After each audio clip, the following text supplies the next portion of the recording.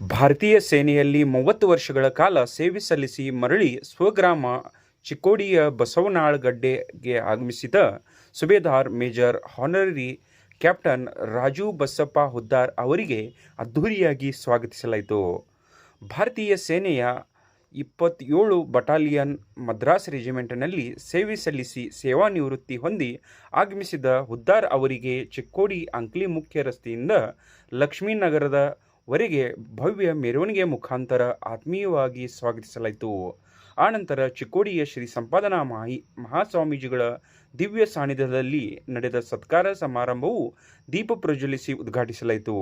ಸಂಪಾದನಾ ಮಹಾಸ್ವಾಮೀಜಿಗಳು ಮಾತನಾಡಿ, ಬಸವನಾಳಗಡ್ಡೆ ಬಹಳಷ್ಟು ಬದಲಾವಣೆಯಾಗಿದ್ದು 30 ವರ್ಷಗಳ ಹಿಂದೆ ಮಕ್ಕಳಿಗೆ ದೇಶ ಸೇವೆಗೆ ಅರ್ಪಿಸಿದ ರಾಜು ಹುದ್ದಾರ್ ಅವರ ತಂದೆ ತಾಯಿಯ ತ್ಯಾಗ ಶ್ಲಾಘನೀಯ. ನಮ್ಮೆಲ್ಲರ ರಕ್ಷಣೆ ಮಾಡಿ ದೇಶ ಸೇವೆ ಸಲ್ಲಿಸಿ ನಿವೃತ್ತಿಯಾದ ಮಾಜಿ ಸೈನಿಕರಿಗೆ ಹಾಗೂ ಕುಟುಂಬಸ್ಥರಿಗೆ ಗೌರವಿಸಬೇಕು ಎಂದು ಹೇಳಿದರು.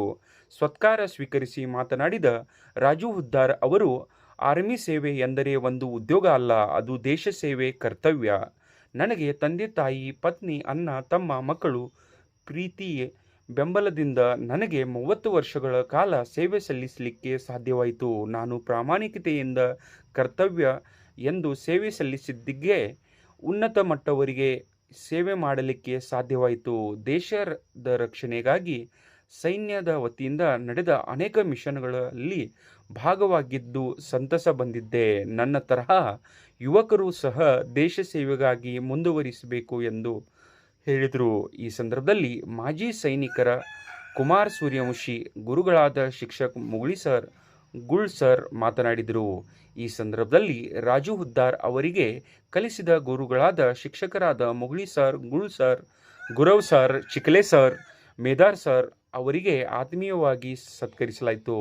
ಈ ಕಾರ್ಯಕ್ರಮದಲ್ಲಿ ಪತ್ನಿ ಸೀಮಾ ರಾಜು ಹುದ್ದಾರ್, ಮಕ್ಕಳಾದ ರೋಹಿತ್, ಹರ್ಷದ, ಸಹೋದರರಾದ ರಮೇಶ್ ಹುದ್ದಾರ್, ಅಶೋಕ್ ಹುದ್ದಾರ್, ಅನಿಲ್ ಹುದ್ದಾರ್, ನ್ಯಾಯವಾದಿ ರವಿ ಹುದ್ದಾರ್, ಭರ್ಮು ಹುದ್ದಾರ್, ಶ್ರೀಮತಿ ಸುಚಿತ್ರಾ ರವಿ ಹುದ್ದಾರ್, ಆಶಾ ಅನಿಲ್ ಹುದ್ದಾರ್, ಸವಿತಾ ಅಶೋಕ್ ಹುದ್ದಾರ್, ಪೂರ್ಣಿಮಾ ರಮೇಶ್ ಹುದ್ದಾರ್, ಗೌರವ್ವ ಹುದ್ದಾರ್ ಹಾಗೂ ಸುಜಲ್, ಗಣೇಶ್, ಶರತ್, ಅಥರ್ವ, ಪ್ರತೀಕ್ಷಾ, ಲಕ್ಷ್ಮಿ, ಶ್ರೇಯಾ, ಶ್ರೀನಿಧಿ, ಸಮೃದ್ಧಿ, ಸಹೋದರಿ ಕಸ್ತೂರಿ ಪಾಟೀಲ್ ಚಿಕ್ಕೋಡಿ, ಶಕುಂತಲಾ ಚೌಗಲಾ ಕೊಥಳಿ, ಸುಶವ್ವ ಬೋರ್ಗಲಿ ಎಲಿಮುನೋಳಿ, ವಿಜಯ ಮಲ್ಕಾಪುರೆ ಶಿರಗಾಂವ್, ಇಂದವ್ವ ಅಮ್ಮುಪೆ ದಾನವಾಡ್, ಮಾಂತೇಶ್ ಪಾಟೀಲ್, ರಾಹುಲ್ ಪಾಟೀಲ್, ಚಂದು ಬೋರ್ಗಲಿ, ಕುಮಾರ್ ಚೌಗಲಾ, ದುಂಡಪ್ಪ ಚೌಗಲಾ, ಚಂದ್ರಕಾಂತ್ ಮಲ್ಕಾಪುರೆ, ದುಂಡಪ್ಪ ಮಲ್ಕಾಪುರೆ ಸೇರಿದಂತೆ ಸಂಬಂಧಿಕರು, ಸ್ನೇಹಿತರು, ವಿವಿಧ ಸಂಘ ಸಂಸ್ಥೆಗಳ ಪದಾಧಿಕಾರಿಗಳು, ಮಾಜಿ ಸೈನಿಕರು, ನಾಗರಿಕರು, ಚಿಕ್ಕೋಡಿ, ಇಚ್ಚಲ್ಕರ್ಜಿ, ಸದಲ್ಗ ಸೇರಿದಂತೆ ವಿವಿಧ ಗ್ರಾಮಗಳ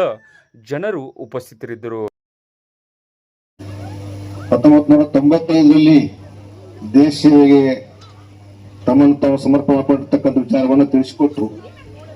ಆಗಿನ ಪರಿಸ್ಥಿತಿ, ಆಗಿನ ಸಂದರ್ಭ, ಈಗಿನ ಪರಿಸ್ಥಿತಿ, ಈಗಿನ ಸಂದರ್ಭ ಬಹಳ ಬದಲಾವಣೆ.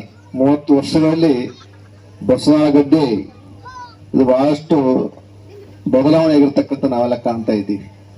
ಇವತ್ತು ಇಲ್ಲಿಯ ಒಂದು ಹುಡುಗ ರಾಜು ಬಸಪ್ಪ ಹುದ್ದಾರ್ ಅವರು, ಅವರ ಅಣ್ಣ ಅಶೋಕ್ ಹುದ್ದಾರ್ ಅವರು ಕೂಡ ಇಬ್ರು ಅವ್ರ ಅವ್ವ ಅಪ್ಪ ಕೂಡ್ಕೊಂಡು ಆ ಪರಿಸ್ಥಿತಿ ಒಳಗೆ ಅವ್ರ ದೇಶಕ್ಕೆ ಅರ್ಪಣೆ ಮಾಡಿರ್ತಕ್ಕಂಥದ್ದು ಒಂದು ವಿಶೇಷ.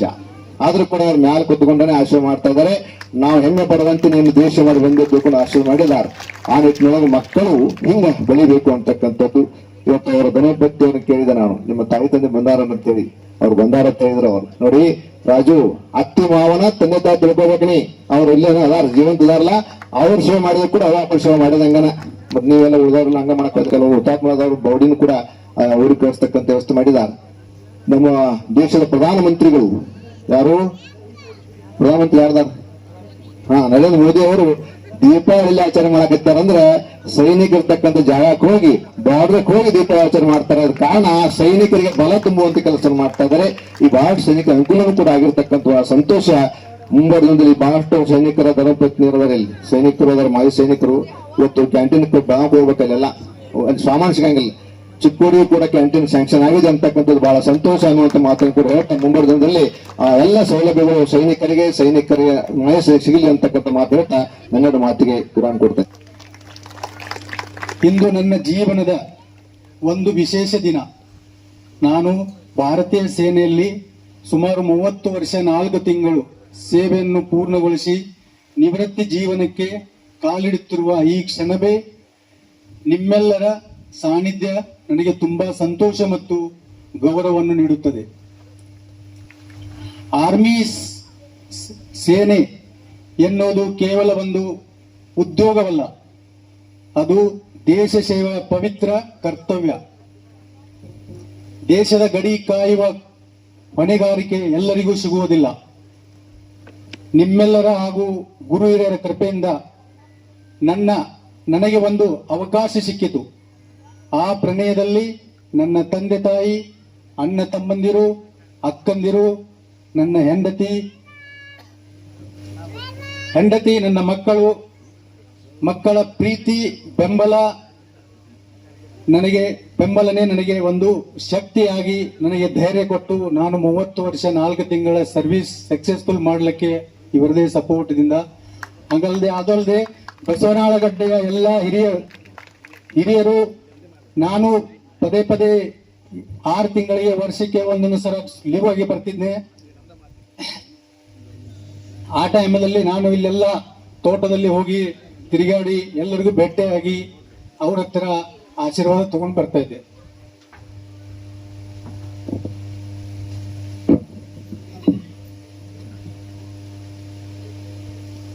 ನನ್ನ ಬಗ್ಗೆ ಸುಮಾರು ಕುಮಾರ್ ಚೌಗಲೆ, ಗುಳ್ ಸರು, ಮುಗಳಿ ಸರು ತುಂಬಾ ಹೊಗಳಿದ್ದಾರೆ. ನಾನು ಒಂದು ಸಿಂಪಲ್ ಮ್ಯಾನ್. ನಾನು ಇದುವರೆಗೆ ನನ್ನ ಕರ್ಮ, ನನ್ನ ಡ್ಯೂಟಿ ಅಷ್ಟೇ ಮಾಡಿದ್ದು. ಬಾಕಿ ಪ್ರಮೋಷನು, ಅವಾರ್ಡ್, ಡೆಕೋರೇಷನು, ಫೆಲಿಸ್ಟೇಷನು ಅದ್ರ ಬಗ್ಗೆ ನಾನು ವಿಚಾರ ಮಾಡಿರಲಿಲ್ಲ. ನನ್ನ ಕೆಲಸ ಇಮಾನ್ದಾರಿ, ವಫಾದಾರಿ. ನನ್ನ ಗುರುಗಳು ಇಲ್ಲಿ ಹೇಗೆ ನಮ್ಮ ಗುರುಗಳು ಮುಗಳಿ ಸರ್, ಗುರು ಸರ್, ನನ್ನ ಪ್ರೈಮರಿ ಸ್ಕೂಲಿಂದ ನಾನು ಅವರ ಆಶೀರ್ವಾದ ತಗೊಂಡು ಅವರ ಗೈಡೆನ್ಸ್ ಅಲ್ಲಿ, ಅವರ ಮಾರ್ಗದರ್ಶನದಿಂದ ನಾನು ಕೆಲಸ ಮಾಡಿ ನನ್ನ ಸ್ಟೂಡೆಂಟ್ ಲೈಫ್ ಕೂಡ ಮುಗಿಸಿದ್ದೀನಿ. ಇದೇ ತರ ನಾನು ಆರ್ಮಿಯಲ್ಲಿ ಹೋಗಿ 30 ವರ್ಷಗಳ, ನಾನು ಯಾವ ವರ್ಷ ಹೋಗಿ 1995 ಡಿಸೆಂಬರ್ಲಿ ಕಾಲಿಟ್ಟೆ, ಅದೇ ದಿವಸದಿಂದ ಒಬ್ಬ ಬ್ರಿಗೇಡಿಯರ್ YD ಮಲ್ಲೂರ್ ಸಾಬ್ ಅಂತ ನಾ ಈಗ ಗರ್ವದಿಂದ ಹೇಳಕ್ಕೆ ಬಯಸ್ತೀನಿ. ಅವರು ಇದೇ ತರ ನನಗೊಂದು ಗುರುವಾಗಿ, ಇದೇ ತರ ನನಗೆ ಸುಮಾರು ನನ್ನ ಸೀನಿಯರ್ಸ್ ಅವರು, ನಾನು 16 ವರ್ಷ 8 ತಿಂಗಳಲ್ಲಿ ಆರ್ಮಿಯಲ್ಲಿ ನಾನು ಕಾಲಿಟ್ಟಿದ್ದೆ. ಅವಾಗ ನನ್ನ ಮಗನ ವಯಸ್ಸೀಗ 22 ಇದೆ. ಅವಾಗ ನನ್ನ ವಯಸ್ಸು ಇದಕ್ಕಿಂತ 4 ವರ್ಷ ಕಡಿಮೆ ಇತ್ತು. ನನ್ನ ಕೈ ಹಿಡಿದು ತಿರ್ಸಾಡಿಸಿ ನನಗೆ ಒಂದೊಂದು ಆರ್ಮಿ ಬಗ್ಗೆ, ಒಂದೊಂದು ಸೆಂಟೆನ್ಸ್, ಒಂದೊಂದು ಸ್ಟೆಪ್ ಬಗ್ಗೆ ಕಲಿಸಿಕೊಟ್ಟವರು ನಮ್ಮ ಗುರುಗಳು.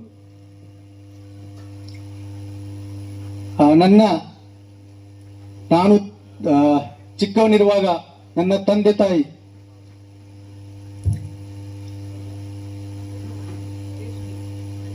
ಒಂಬತ್ತು ತಿಂಗಳ ಹೆತ್ತು ನನಗೆ ಒಂದು ಜನ್ಮ ಕೊಟ್ಟ ತಾಯಿ. ಅವರು ನನಗೆ ಸಂಸ್ಕಾರ, ನನ್ನ ಅಪ್ಪ, ನಮ್ಮ ಅಣ್ಣ ವಿರೂಪಾಕ್ಷಣ್ಣ, ಅವರು ಈಗಿಲ್ಲ, ಬಟ್ ಅವರು ಒಂದೊಂದು ಕ್ಷಣ ಆ ಟೈಮ್ದಲ್ಲಿ ಎಷ್ಟೇ ಬಡತನವಿದ್ದರು ನಮಗೆ ತಪ್ಪು ದಾರಿಯನ್ನು ಹೋಗಕ್ಕೆ ಅವರು ಬಿಟ್ಟಿಲ್ಲ. ತಪ್ಪು ಬಗ್ಗೆ ಒಂದು ಮಾರ್ಗದರ್ಶನವನ್ನು ಮಾಡಿಲ್ಲ. ಎಷ್ಟೇ ಕಷ್ಟ ಇದ್ರು ಇಮಾನ್ದಾರಿಯಿಂದ ಅವರು ಅಪ್ಪನವರಿಗೆ ನಾ ಇವಾಗ ಕೂಡ ನೆನಪಿಸ್ತೀನಿ. ನಮಗೆ ವಿಷ ಯಾರು ಇರ್ತಾರೋ ಅವರಿಗೆ ನಾವು ಹಾಲಿರ್ಬೇಕಂತ. ಇದು ಅಪ್ಪ ಸಾಯುವವರೆಗೆ ಹೇಳೋ ಮಾತು. ಇದೇ ತರ ಅವರು ಕೊಟ್ಟಿದ್ದ ನಮಗೆ ಸಂಸ್ಕಾರ, ಅದಲ್ಲದೆ ನಮ್ದು ಅಕ್ಕಪಕ್ಕ ಇರುವಂತ ನಮ್ಮ ಕಾಕಾಗಳು, ಇಲ್ಲಿ ಬಸವನಗಡ್ಡೆಯಲ್ಲಿರುವತಕ್ಕಂತ ಎಲ್ಲ ನಮ್ಮ ಗುರು ಹಿರಿಯರು, ಅವರಿಗೆ ಯಾವಾಗ ನಾವು ಹೋಗಿ ಭೇಟಿ ಆಗ್ತೀವಿ ಆವಾಗ ನಮಗೆ ಇದೇ ಮಾರ್ಗದರ್ಶನ ನೀಡೋದು, ನಮ್ಮ ಅಪ್ಪನ ಎಕ್ಸಾಂಪಲ್ ಕೊಡೋದು. ನಿಮ್ಮಪ್ಪ ಬಸಪ್ಪ ಹುದ್ದಾರನ ಹೆಸರು ಮುಂದೆ ಒಯ್ಯಬೇಕು. ಅವರ ಒಂದು ಮಾರ್ಗದರ್ಶನದಿಂದ ನಾ ಇದುವರೆಗೆ ಬಂದಿದ್ದು. ಇದೇ ತರ ಪ್ರೈಮರಿ ಸ್ಕೂಲ್ ಟೀಚರ್ ನಿಮ್ ಮುಂದೆನೆ ಎಕ್ಸಾಂಪಲ್ ಇದ್ದಾರೆ. ನನಗಿಂತ ನಿಮಗೆ ಅವರೆಲ್ಲ ಅವ್ರ ಬಗ್ಗೆ ಹೆಚ್ಚು ಗೊತ್ತು.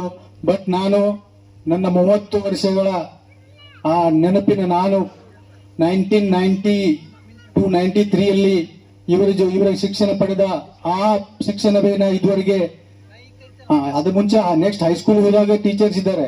ಬಟ್ ಇವರು ನಮಗೆ ಫೌಂಡೇಶನ್ ಹಾಕಿ ಕೊಟ್ಟಿದ್ದು ಇವರೇ. ಅದಕ್ಕೆ ಇವರನ್ನ ಯಾವಾಗಲೂ ನಾನು ಮರೆತಿಲ್ಲ, ಇನ್ನು ಮುಂದೆ ಕೂಡ ಮರೆಯುವುದಿಲ್ಲ. ಅದಲ್ಲದೆ ಫ್ರೆಂಡ್ಸ್, ಒಬ್ಬ ಆರ್ಮಿ ಪರ್ಸನ್ಗೆ ಎಷ್ಟು ಮನೆಯವರು ಇಂಪಾರ್ಟೆಂಟ್ ಇದೆ ಅಷ್ಟೇ ಫ್ರೆಂಡ್ಸ್ ಕೂಡ. ಅದು ಇಲ್ಲೇ ಆಗಲಿ ಅಥವಾ ನಮ್ಮ ಆರ್ಮಿಯಲ್ಲಾಗಲಿ. ಇಲ್ಲಿಯಲ್ಲಿ ಕೂಡ ನಮ್ಮ ಬಸವನಗಡ್ಡೆಯವರಾಗಲಿ ನಮ್ಮ ಚಿಕ್ಕೋಡಿಯವರಾಗಲಿ ನನ್ನ ಕ್ಲಾಸ್ಮೇಟ್ಸ್ ಫ್ರೆಂಡ್ಸ್ ಏನಿದ್ರು ಎಲ್ಲರೂ ಬಂದಾಗ, ಯಾಕಂದ್ರೆ ನಿಮಗೆ ಗೊತ್ತು ಹಳೆಯ ಒಂದು ಇಮ್ಯಾಜ್ ಇದೆ, ಆರ್ಮಿಯವರು ಯಾರೇ ಇದ್ದಾರೆ ಅವರು ಸುಟಿಗೆ ಬಂದು ಸೆರೆ ಎಲ್ಲ ಕುಡಿದು ಆಕ್ಸಿಡೆಂಟ್ ಮಾಡ್ತಾರೆ, ಅಲ್ಲಿ ಇಲ್ಲಿ ಹೊಡೆದಾಟ ಬಡದಾಟ ಜಗಳ ಮಾಡ್ತಾರೆ ಅಂತ. ಬಟ್ ಅದು ಹೆಂಗೆ ಒಬ್ಬೊಬ್ರು ಫ್ರೆಂಡ್ ಸರ್ಕಲ್ ಆ ತರ ಸಿಗುತ್ತೆ, ಅದಕ್ಕೆ ಅವರು ರೂಟು ಆ ತರ ಹಿಡಿತಾರೆ. ಬಟ್ ನನಗೆ ಸಿಕ್ಕಂತ ಫ್ರೆಂಡ್ಸ್ ಇಲ್ಲೇ ಕೂತಿದ್ದಾರೆ. ಇವರೆಲ್ಲ ಫ್ರೆಂಡ್ಸು ನನಗೆ ಒಂದು ಒಳ್ಳೆ ಮಾರ್ಗದರ್ಶನ ಕೊಟ್ಟರು. ಯಾಕಂದ್ರೆ ನಾನು 17 ವರ್ಷದಲ್ಲಿ ಆರ್ಮಿಲಿ ಹೋಗಿ ಜನರಲ್ ನಾಲೆಜ್ ಕಡಿಮೆ ಇತ್ತು. ನಾನು ಸುಟಿಗೆ ಬಂದಾಗೆಲ್ಲ ನನಗೆ ಅವರು ಒಂದು ಜನರಲ್ ನಾಲೆಜ್ ಕೂಡ ಕೊಡ್ತಾ ಇದ್ರು. ಹಳೆ ಜಮಾನದಲ್ಲಿ ಮೊಬೈಲ್ ವಾಟ್ಸಪ್ ಏನೂ ಇರಲಿಲ್ಲ, ಓನ್ಲಿ ಫಾರ್ ಪತ್ರಿಕೆ ಲೆಟರ್ಸ್. ಆ ಲೆಟರ್ ಇಂದ ನನಗೆ ಎಲ್ಲ ಸಿವಿಲ್ ಜ್ಞಾನ ಸಿಗ್ತಿರ್ಲಿಲ್ಲ. ಆ ಟೈಮಲ್ಲಿ ವರ್ಷದಲ್ಲಿ 1 ಸಲ 2 ಸಲ ಸುಟಿಗೆ ಬಂದಾಗ ಅವರ ಜೊತೆ ಟೈಮ್ ಸ್ಪೆಂಡ್ ಮಾಡ್ತಿದ್ದೆ.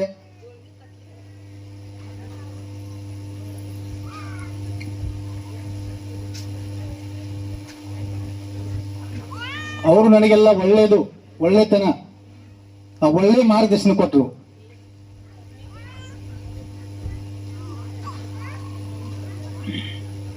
ಅವರಿಗೂ ಕೂಡ ತುಂಬಾ ಧನ್ಯವಾದಗಳು.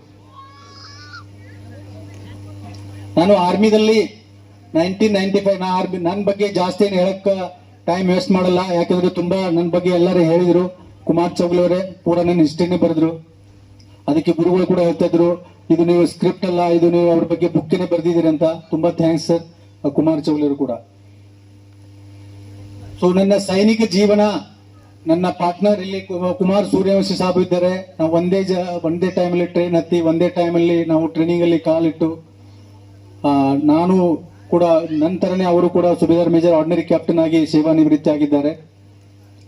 ಸೊ ನಮ್ಮಿಬ್ಬರ ಬಗ್ಗೆ ಅವರು ಹೇಳ್ಬೇಕಂದ್ರೆ ತುಂಬಾ ಇದೆ. ಅದು ನಾವು ನೆಕ್ಸ್ಟ್ ಟೈಮ್ ಸಿಕ್ಕಾಗ ಹೇಳ್ತಾ ಇರ್ತೀವಿ. ಒಂದು ಸ್ಮಾಲ್ ಆಗಿ ನಾ ಹೇಳೋದಂದ್ರೆ ಆರ್ಮಿ ಜೀವನ ಬಗ್ಗೆ ನಾನು ನನ್ನ ಕೇಸ್ ಸ್ಟಡಿ ಬಗ್ಗೆ ನಿಮ್ಮ ಹತ್ರ ಈ ಸಮಯದಲ್ಲಿ ಇಡಬೇಕಂತ ಇದ್ದೀನಿ. ಅದು ಒಂದು ಕಾರ್ಗಿಲ್ ವಾರ್ ನಾನು ಸೆಲೆಕ್ಟ್ ಆಗಿದ್ದು, ಆರ್ಮಿಲಿ ಹೋಗಿದ್ದು, ಟ್ರೈನಿಂಗ್ ಮುಗಿಸಿ ಯೂನಿಟಲ್ಲಿ ಮುಟ್ಟಿದ್ದು 1997 ಜನವರಿ. ಬಟ್ ಕಾರ್ಗಿಲ್ ವಾರ್ ಆಗಿದ್ದು 1999. ಆ ಟೈಮಲ್ಲಿ ನಾನು ಒಬ್ಬ ಹುಡುಗ, ಒಬ್ಬ ಯಂಗ್, ಏನು ಗೊತ್ತಿಲ್ಲ ಆರ್ಮಿ ಬಗ್ಗೆ. ಸೊ ಆ ಟೈಮಲ್ಲಿ ನನಗೆ ನಮ್ಮ ಆರ್ಮಿದಲ್ಲಿ ಇರತಕ್ಕಂಥ ಸೀನಿಯರ್ಸ್ ನನಗೆ ಮಾರ್ಗದರ್ಶನ, ನನಗೆ ಗೈಡೆನ್ಸು, ಲಡಾಯಿ ಅಂದ್ರೆ ಏನಾಗುತ್ತೆ, ಆ ಟೈಮಲ್ಲಿ ಸಿಚುವೇಶನ್ ಏನಿತ್ತು, ಆ ತರ ನಾವು ಆರ್ಮಿ ಅಂದ್ರೆ ಏಕ್ದಮ್ ಜೀರೋ. ನಾನು ಆ ಟೈಮಲ್ಲಿ ನನಗೇನು ಗೊತ್ತಿಲ್ಲ. ಅವ್ರ ಜೊತೆನೆ ಕೈ ಹಿಡ್ಕೊಂಡು, ನೀವು ಊರಲ್ಲಿ ನೋಡಿರ್ಬೋದು, ಒಬ್ಬ ಮಗನಿಗೆ ಸ್ಕೂಲಲ್ಲಿ ಬಿಡುವಾಗ LKG UKG ಮಕ್ಕಳಿಗೆ ಕೈ ಹಿಡ್ಕೊಂಡು ಹಂಗೆ ಸ್ಕೂಲ್ ಹೋಗಿ ಬಿಡ್ತಾರೋ ಅದೇ ತರ ನನ್ನ ಕೈ ಹಿಡ್ಕೊಂಡು ಅವರು ಫೆನ್ಸ್ ಪೆಟ್ರೋಲಿಂಗ್ ಹೋಗ್ತಿದ್ವಿ, ಬಾರ್ಡರ್ ಅಲ್ಲಿ ಕೆಲಸ ಮಾಡ್ತಿದ್ವಿ, ಆಂಬುಸ್ಕೊಳ್ತಿದ್ವಿ. ಈ ತರ ನಾವು ಆರ್ಮಿ ಕೆಲಸಗಳೆಲ್ಲ ಅವ್ರ ಕೈ ಹಿಡ್ಕೊಂಡೇ ನನಗೆ ಕಳಿಸಿದ್ರು. ಅದಾದ್ಮೇಲೆ ನನಗೆ ಸಿಯಾಚಿನ್ ಗ್ಲೇಷಿಯರ್, ನಾನು ಮದುವೆ ಆಗಿ ಒಂದೇ ವರ್ಷದಲ್ಲಿ ಸಿಯಾಚಿನ್ ಗ್ಲೇಷಿಯರ್ ಹೋದೆ. ಅಲ್ಲಿ ಹೈಟ್ 28,000 ಮೀಟರ್ ಹೈಟ್ ಇರುತ್ತೆ. ಅಲ್ಲಿ ನಾನು ಸರ್ವಿಸ್ ಮಾಡಿದ್ದು -45 ಡಿಗ್ರಿ ಟೆಂಪರೇಚರ್ ಅಲ್ಲಿ. ನಾನು ಟೋಟಲ್ 1 ವರ್ಷ ಅಲ್ಲಿ ಸರ್ವಿಸ್ ಮಾಡಿದ್ದು. ಅದರಲ್ಲಿ 4 ತಿಂಗಳ ಪೋಸ್ಟ್ ಅಲ್ಲಿ ಇದ್ದೆ. ಆ ಪೋಸ್ಟ್ ಅಲ್ಲಿ -45-50 ಡಿಗ್ರಿ, 4 ತಿಂಗಳ ಸ್ನಾನ ಇಲ್ಲ, ಏನಿಲ್ಲ, ಓನ್ಲಿ ಎಲ್ಲಿ ಬಂದು ಕೊಡುವ ಸಬ್ಜಿ ತರಕಾರಿ ರಾಷನ್, ಅದರಿಂದನೇ ನಮ್ದೆ ಗುಜಾರ ಮಾಡುದು. ಎಲ್ಲಿ ನೋಡಿದ್ರು ವೈಟ್, ಎಲ್ಲಿ ನೋಡಿದ್ರು ಐಸ್. ಸೊ ಆ ತರ ಸಿಚುವೇಶನ್ ಅಲ್ಲಿ ನಾ ಕೆಲಸ ಮಾಡುತ್ತಿರುವಾಗ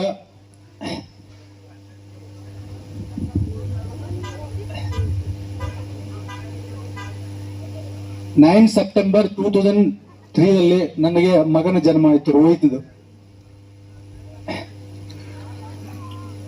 ಆ ಟೈಮಲ್ಲಿ ಡೆಲಿವರಿ ಆಗಿ 15 ದಿನದ ತನಕ ನನಗೆ ಗೊತ್ತಿಲ್ಲ ಡೆಲಿವರಿ ಆಗಿದೆ ಅಂತ. ಯಾಕೆಂದ್ರೆ ಇಲ್ಲಿಂದ ಟೆಲಿಗ್ರಾಮ್ ಕಳಿಸಿದ್ರು ನಮ್ಮ ಏರ್ಪೋರ್ಟ್ನ, ಅದು ಟೈಮಲ್ಲಿ ಮುಟ್ಟಿತು. ಬಟ್ ಅಲ್ಲಿ ಕ್ರವಾಸು, ರೋಡ್ ಬ್ಲಾಕ್ ಈ ತರ ಎಲ್ಲ ಇರುವುದರಿಂದ ನನಗೆ ಆ ಟೈಮಲ್ಲಿ ಟೆಲಿಗ್ರಾಮ್ ಸಿಗಕ್ಕೆ 15 ದಿವಸ ಆಯ್ತು. 15 ದಿವಸ ಆದ್ಮೇಲೆ ಟೆಲಿಗ್ರಾಮ್ ಬಂದ್ಮೇಲೆ ನಾನು ಕಾಲ್ ಮಾಡಿ ಬಂದೆ. ಅವಾಗ ನಮ್ಮ ಅಣ್ಣನ ಜೊತೆ ಮಾತಾಡಿದೆ. ಅವಾಗ ನಂಗೆ ಹೇಳ್ದ ಗಂಡು ಮಗುವಾಗಿದೆ ಅಂತ. ಆದ್ರೂ ನನಗೆ 2 ತಿಂಗಳು ಸುಟ್ಟಿ ಸಿಗ್ಲಿಲ್ಲ. ಟೋಟಲ್ ನಾನು ಡೆಲಿವರಿ ಆಗಿ 2.5 ತಿಂಗಳು ಆದ್ಮೇಲೆ ಬಂದು ನಮ್ಮ ಮಗನ ಮುಖ ನೋಡಿದ್ದೇನೆ. ಇದು ನನ್ನ ಸೆಕೆಂಡ್ ಪರ್ಸನಲ್ ಸಿಚುವೇಶನ್. ಥರ್ಡ್ ಬಂದ್ಬಿಟ್ಟು ಸರ್ಜಿಕಲ್ ಸ್ಟ್ರೈಕ್. ನೀವೆಲ್ಲ ಕೇಳಿರ್ಬೋದು. ಸರ್ಜಿಕಲ್ ಸ್ಟ್ರೈಕ್ 29 ಸೆಪ್ಟೆಂಬರ್ 2016 ನಲ್ಲಿ ಆಗಿದ್ದು. ಸರ್ಜಿಕಲ್ ಸ್ಟ್ರೈಕ್ ನೀವು ಇಲ್ಲಿದ್ರೆ ಗೊತ್ತಿರಲಿಲ್ಲ, ಬಟ್ ನಾನು ಅಲ್ಲಿ ಬಾರ್ಡರ್ ಇದ್ದು ನಮಗೂ ಗೊತ್ತಿರಲಿಲ್ಲ. ಮಾರ್ನಿಂಗ್ ಬೆಳಿಗ್ಗೆ 4:15ಗೆ ಸರ್ಜಿಕಲ್ ಸ್ಟ್ರೈಕ್ ಆಗಿದೆ. ನಮಗೆ ಹೇಳಿದ್ದು 4 ಗಂಟೆಗೆ ನೀವು ಇದೇ ತರ ಪೋಸ್ಟ್ ಮೇಲೆ ಅಟ್ಯಾಕ್ ಮಾಡ್ಬೇಕಂತ, ಫೈರ್ ಅಸಾಲ್ಟ್ ಮಾಡ್ಬೇಕಂತ. ಆ ಫೈರ್ ಅಸಾಲ್ಟ್ ಮಾಡುವಾಗ ನನ್ನ ಜೊತೆಲಿದ್ದ ಒಬ್ಬ ಸೈನಿಕ ಕೂಡ ಇಲ್ಲೇ ಇದ್ದಾರೆ, ನಾಗೇಶ್ ಬಂಡ್ ಅಂತ. ನಾಗೇಶ್ ಬಂಡ್ ಅವರು ಇಲ್ಲಿ ಬಂದಿದ್ದಾರೆ ಬೆಳಗಾವಿಯಿಂದ. ಸೊ ಅವರು ನಾವು ಕೂಡಿ ಬೆಳಿಗ್ಗೆ 4:15ಗೆ ಆ ಸರ್ಜಿಕಲ್ ಸ್ಟ್ರೈಕ್ ಒಂದು ಪಾಕಿಸ್ತಾನದ ಕೊನಿಕಲ್ ಪೋಸ್ಟ್ ಮೇಲೆ ರಾಕೆಟ್ ಲಾಂಚರ್ ಇಂದ ಅಟ್ಯಾಕ್ ಮಾಡಿ ಅದನ್ನು ಡಿಸ್ಟ್ರಾಯ್ ಮಾಡಿದ್ದು. ಅದು ಮಾಡಿದ್ಮೇಲೆ ಆ ಪೋಸ್ಟ್ ಅಲ್ಲಿ ಇರುವ ನಾನೇ ಒಬ್ಬ ಸೀನಿಯರ್, ನನ್ನ ಜೊತೆ 30 ಹುಡುಗರಿದ್ರು. ನಾವು ಅದು ಅಟ್ಯಾಕ್ ಮಾಡುವವರಿಗೆ ಏನು ಅನಿಸಲಿಲ್ಲ, ನಾವು ಹಸಿ ಖುಷಿಯಿಂದ ಅಟ್ಯಾಕ್ ಮಾಡಿದ್ವು. ಬಟ್ ಅದರ ಮೇಲೆ ಅದು ರಿಟಾಲಿಯೇಷನ್ ಬರುತ್ತಲ್ಲ, ಅದು ತುಂಬಾ ಡೇಂಜರ್. ಆ ರಿಟಾಲಿಯೇಷನ್ಗಾಗಿ ನಾವು 6 ತಿಂಗಳಲ್ಲಿ ಇಷ್ಟು ಅಲರ್ಟ್ ಆಗಿದ್ದೀವಿ. 6 ತಿಂಗಳ ತನಕ ನಮಗೆ ಹೊರಗೆ ಓನ್ಲಿ 50 ಮೀಟರ್ ರೇಡಿಯಸ್ ಅಲ್ಲಿ ನಾವು ಇದ್ದಿದ್ದು. ಅಲ್ಲಿ ಹಾರ್ಡ್ ರೇಷನ್ ಎಲ್ಲ ನಾವು ರೈಸ್, ದಾಲ್, ಕದ್ದು, ಕುಂಬಳಕಾಯಿ, ಲೋಕಿ ಈ ತರ ಹಾರ್ಡ್ ವೆರೈಟಿ ರಾಷನ್ ನಾವೆಲ್ಲ ಸ್ಟಾಕ್ ಮಾಡಿದ್ರಿಂದ ನಾವು 6 ತಿಂಗಳಲ್ಲಿ ಸರ್ವೇ ಮಾಡಿದ್ವು. 6 ತಿಂಗಳವರೆಗೆ ನಮಗೆ ಹೊರಗೆ ಬರಕ್ ಬಿಡ್ಲಿಲ್ಲ ಅವರು. ನಾವು ಫೈರ್ ಮಾಡ್ತಿದ್ವು, ಅವರು ಫೈರ್ ಮಾಡ್ತಿದ್ರು. ರಾತ್ರಿ ಲಾಸ್ಟ್ ಲೈಟ್ ಅಂದ್ರೆ ಸಾಯಂಕಾಲ 6-6:30ಗೆ ನಾವು ಎದ್ದು ಕುಳಿತಿದ್ರೆ ಬೆಳಿಗ್ಗೆ 6 ಬೆಳಕಾಗುವವರೆಗೆ ಯಾವ ಸೈಡಿಂದ ಬರ್ತಾರೆ ಏನೋ ಗೊತ್ತಾಗಲ್ಲ. ನಿರಂತರ ರಾತ್ರಿ ಪೂರ 6 ತಿಂಗಳಲ್ಲಿ ಮಲಗಿಲ್ಲ. ಓನ್ಲಿ ಡೇದಲ್ಲಿ ಮಾತ್ರ 2 ಇಲ್ಲ 3 ತಾಸು ನಾವು ಆಲ್ಟರ್ನೇಟಿವ್ ನಿದ್ದೆ ಮಾಡುದು. ಸೊ ಈ ತರ ಸಿಚುವೇಶನ್ ಇದ್ದಾಗ ನಮಗೆ ಧೈರ್ಯ ಕೊಡೋದು, ನಮ್ಮ ಜೊತೆ ಅಲ್ಲಿ ಒಂದ್ ಸೈಡ್ ನಮ್ಮ ಫ್ಯಾಮಿಲಿ ಮಕ್ಕಳು, ಒಂದ್ ಸೈಡ್ ನಾವು, ಒಂದ್ ಸೈಡ್ ತಂದೆ ತಾಯಿ, ಈ ತರ ಇರುವಾಗ ನಮಗೆಲ್ಲ ಧೈರ್ಯ ಕೊಡೋದು ನಮ್ಮ ತಂದೆ ತಾಯಿ, ನಮ್ಮ ಹೆಂಡತಿ ಮಕ್ಕಳು. 2 ಇಲ್ಲ 3 ದಿವಸ ಇರುವಾಗ ನಿಮ್ಮೆಲ್ಲರ ಮಾರ್ಗದರ್ಶನ, ಅದಕ್ಕೆ ತುಂಬಾ ಧನ್ಯವಾದಗಳು. ಲಾಸ್ಟ್ ನಾನು ಈಗ ನೀವು ಕೇಳಿದ್ರೆ ಆಪರೇಷನ್ ಸಿಂಧೂರ್ ಅಂತ, ಅದು ಕೂಡ ನಮಗೂ ಗೊತ್ತಿರಲಿಲ್ಲ. ಆಪರೇಷನ್ ಸಿಂಧೂರ್ ಆಗುವಾಗ ನಾನು ಬಾರ್ಡರ್ ಇಲ್ಲ, ನಾವಿರೋದು ಊಟಿ ವೆಲ್ಲಿಂಗ್ಟನ್, ನಮ್ಮ ಸೆಂಟರ್ ಟ್ರೈನಿಂಗ್ ಸೆಂಟರ್ ಅಲ್ಲಿ. ಸೊ ನಾವು ಅಲ್ಲಿ ಹೋಗಿ ಲಡಾಯಿ ಮಾಡಿಲ್ಲ. ಬಟ್ ನಮ್ಮಿಂದ ನಮ್ಮ ರಿಸೋರ್ಸ್ ಅಂಡ್ ಮ್ಯಾನ್ ಮ್ಯಾನೇಜ್ಮೆಂಟ್ ಗಾಗಿ ನಮ್ಮಿಂದ ಏನ್ ಸಪೋರ್ಟ್ ಆಗಿತ್ತು ಅದು ಮಾಡಿದ್ವಿ.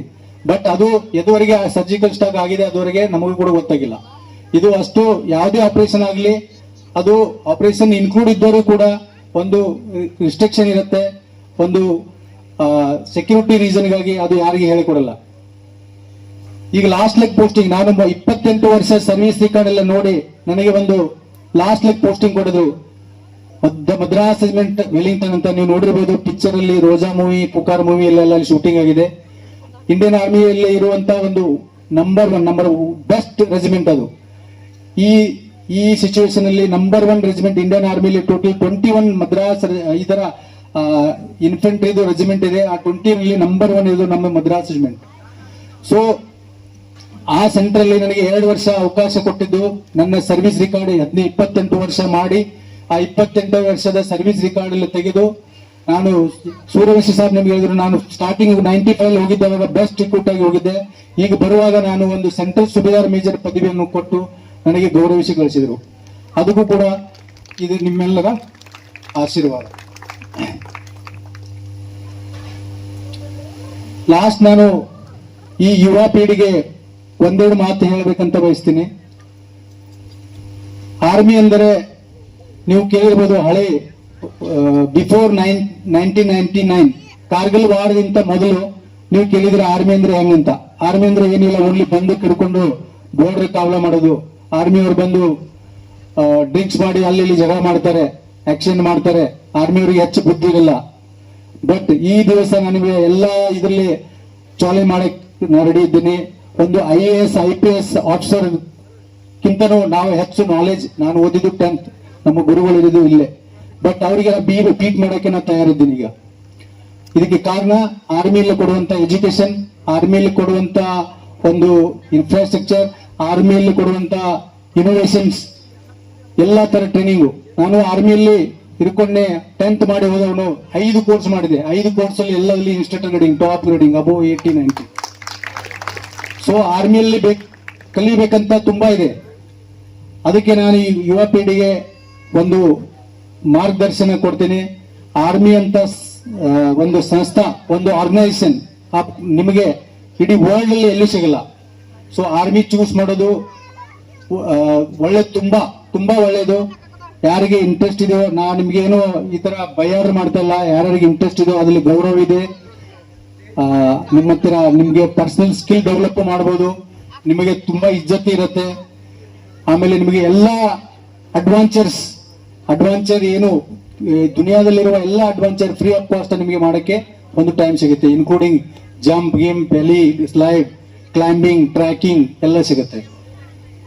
ಅದಲ್ಲದೆ ಆರ್ಮಿಯಲ್ಲಿರುವತಕ್ಕಂತ ಓನ್ಲಿ ಇಂಡಿವಿಜುವಲ್ಗೆ ಮಾತ್ರ ವೆಲ್ಫೇರ್ ಅಲ್ಲ, ಆರ್ಮಿಯಲ್ಲಿ ಇದ್ದಂತ ಅವರಿಗೆ, ಅವರ ಫ್ಯಾಮಿಲಿ, ಮಕ್ಕಳು, ಅವರ ಪೂರಾ ಬ್ಯಾಕ್ಗ್ರೌಂಡ್, ಪರಿವಾರಕ್ಕೆ ಸಾಯು ತನಕ ಒಂದು ಸಪೋರ್ಟ್ ಆಗಿರುತ್ತೆ ಆರ್ಮಿ. ನೀವು ನೋಡಿರ್ಬೋದು, ಎಕ್ಸ್ ಆರ್ಮಿ ಅಂತ ಯಾರು ಬಂದಿರ್ತಾರೋ ಅವರಿಗೆ ಎಲ್ಲಾ ತರದಿಂದ ಸುವಿಧೆ ಇರುತ್ತೆ. ಆ ಸುವಿಧೆಗೋಸ್ಕರ ಹೇಳ್ತಾ ಇಲ್ಲ ನಾನು, ಅವ್ರು ಕೊಡುವ ಒಂದು ಪ್ರೀತಿ. ಈಗ ನಾವೇ 1971 ನಲ್ಲಿ ನಮ್ಮ ಯೂನಿಟ್ ರೈಸ್ ಆಗಿ ಅವಾಗ ಅವರು CO ತಿರ್ಕೊಂಡು ಹೋದ್ರು. ಬಟ್ ಇವತ್ತಿನ ದಿನ ಕೂಡ ಅವರ ಹೆಂಡತಿ ಚೆನ್ನೈಯಲ್ಲಿ ಇರ್ತಾರೆ. ಪ್ರತಿ ವರ್ಷ ಅವ್ರ ಯೂನಿಟ್ಗೆ ಬಂದು ನಮಗೆಲ್ಲ ಆಶೀರ್ವಾದ ಕೊಟ್ಟು ಹೋಗ್ತಾರೆ. ಅಷ್ಟು ನಾವು ರೆಸ್ಪೆಕ್ಟ್ ಅವ್ರು ಕೊಡ್ತೀವಿ. ಅವರಿಂದ ಅವ್ರ ಜೊತೆ ನಾವು ಈಗ ಬ್ಲಡ್ ರಿಲೇಷನ್ ಇಷ್ಟು ಬೆಳೆಸ್ಕೊಂಡಿದೀವಿ. ಅವರು ತುಂಬಾ ಅಂದ್ರೆ ಅಷ್ಟೊಂದು ಗೌರವ ಕೊಟ್ಟು ನಾವು ಆರ್ಮಿ ಅವರಿಗೆ ಪೂರಾ ದುನಿಯಾ, ಸಿವಿಲ್ ಆಗ್ಲಿ, ಪಾಲಿಟಿಕ್ಸ್ ಆಗ್ಲಿ, ಏನೂ ಆಗ್ಲಿ, ಅಷ್ಟು ಗೌರವ ಸಿಗುತ್ತೆ, ಅಷ್ಟು ಇಜ್ಜತ್ ಇರುತ್ತೆ, ಅಷ್ಟು ಹೆಲ್ತ್ ಮೇಂಟೈನ್ ಮಾಡಬಹುದು. ಸೊ ಅದಕ್ಕೆ ನಾನು ಈ ಯುವ ಪೀಳಿಗೆ ಆರ್ಮಿ ಬಗ್ಗೆ ಹೇಳ್ಬೇಕಂತ ಇಷ್ಟಪಡ್ತೀನಿ.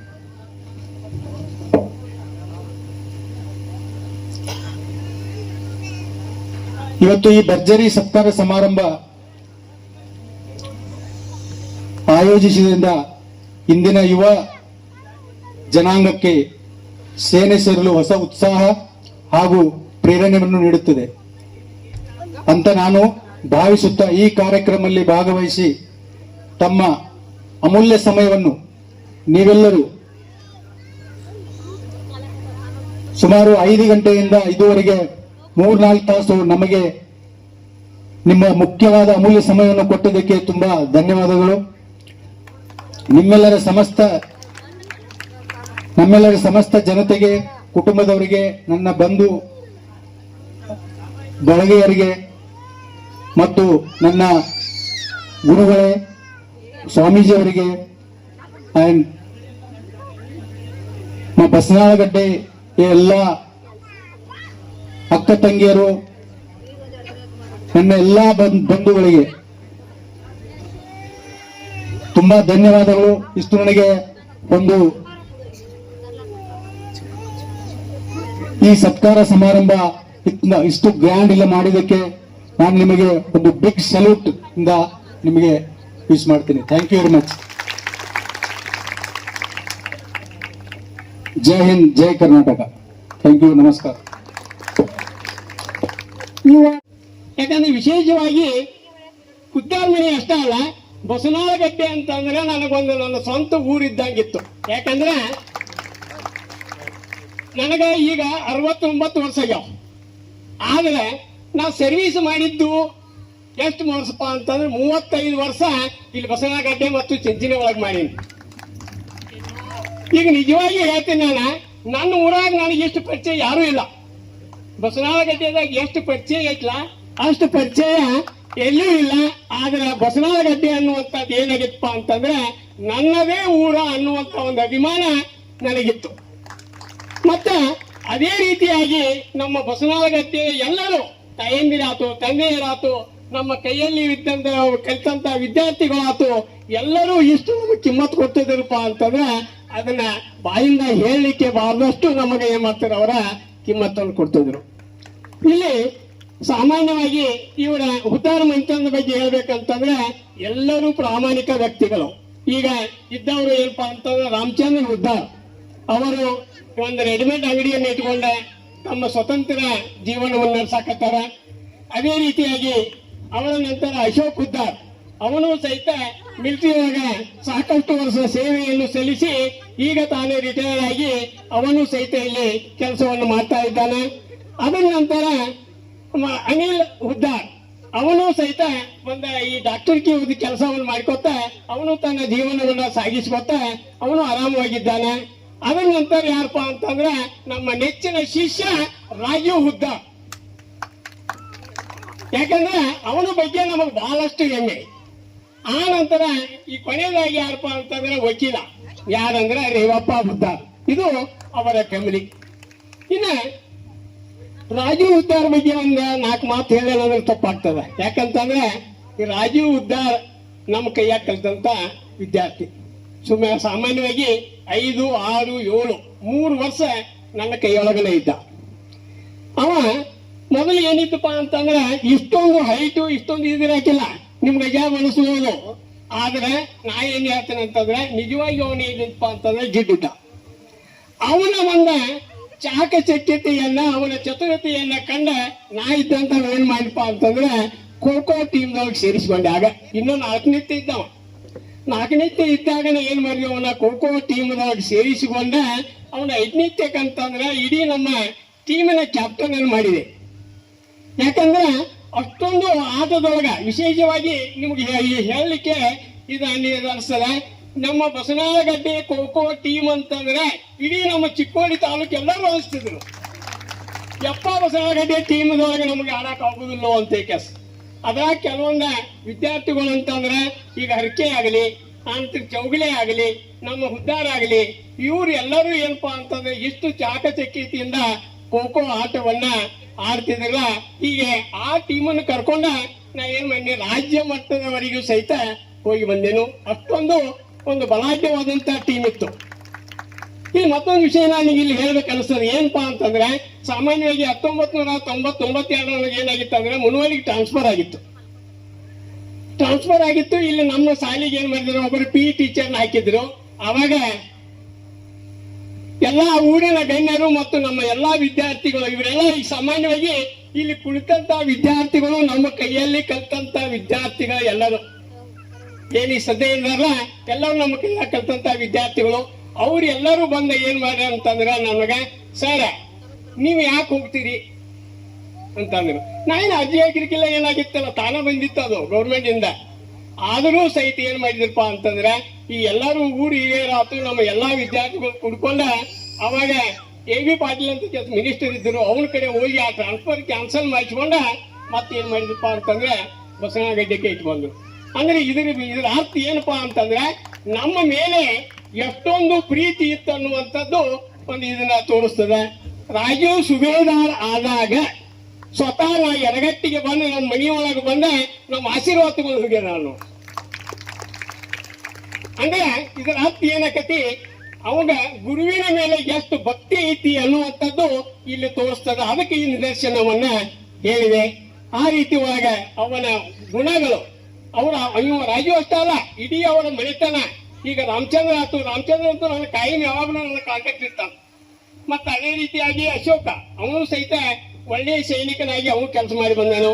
ಅದೇ ರೀತಿಯಾಗಿ ಅನಿಲ್ ಆತು, ರೇವಪ್ಪ ಆತು, ಅವರ ಇಡೀ ಕುಟುಂಬನ ಒಂದು ನಮ್ಮ ಶಿಕ್ಷಕರ ಮೇಲೆ ಗುರುಗಳ ಮೇಲೆ ಒಂದು ಅತಿ ಪ್ರೀತಿಯನ್ನ ಇಟ್ಕೊಂಡು ತಾವು ಏನ್ ಮಾಡ್ತಪ್ಪ ಅಂದ್ರೆ ತಮ್ಮ ಜೀವನವನ್ನ ಸಾಗಿಸಿದಾರು.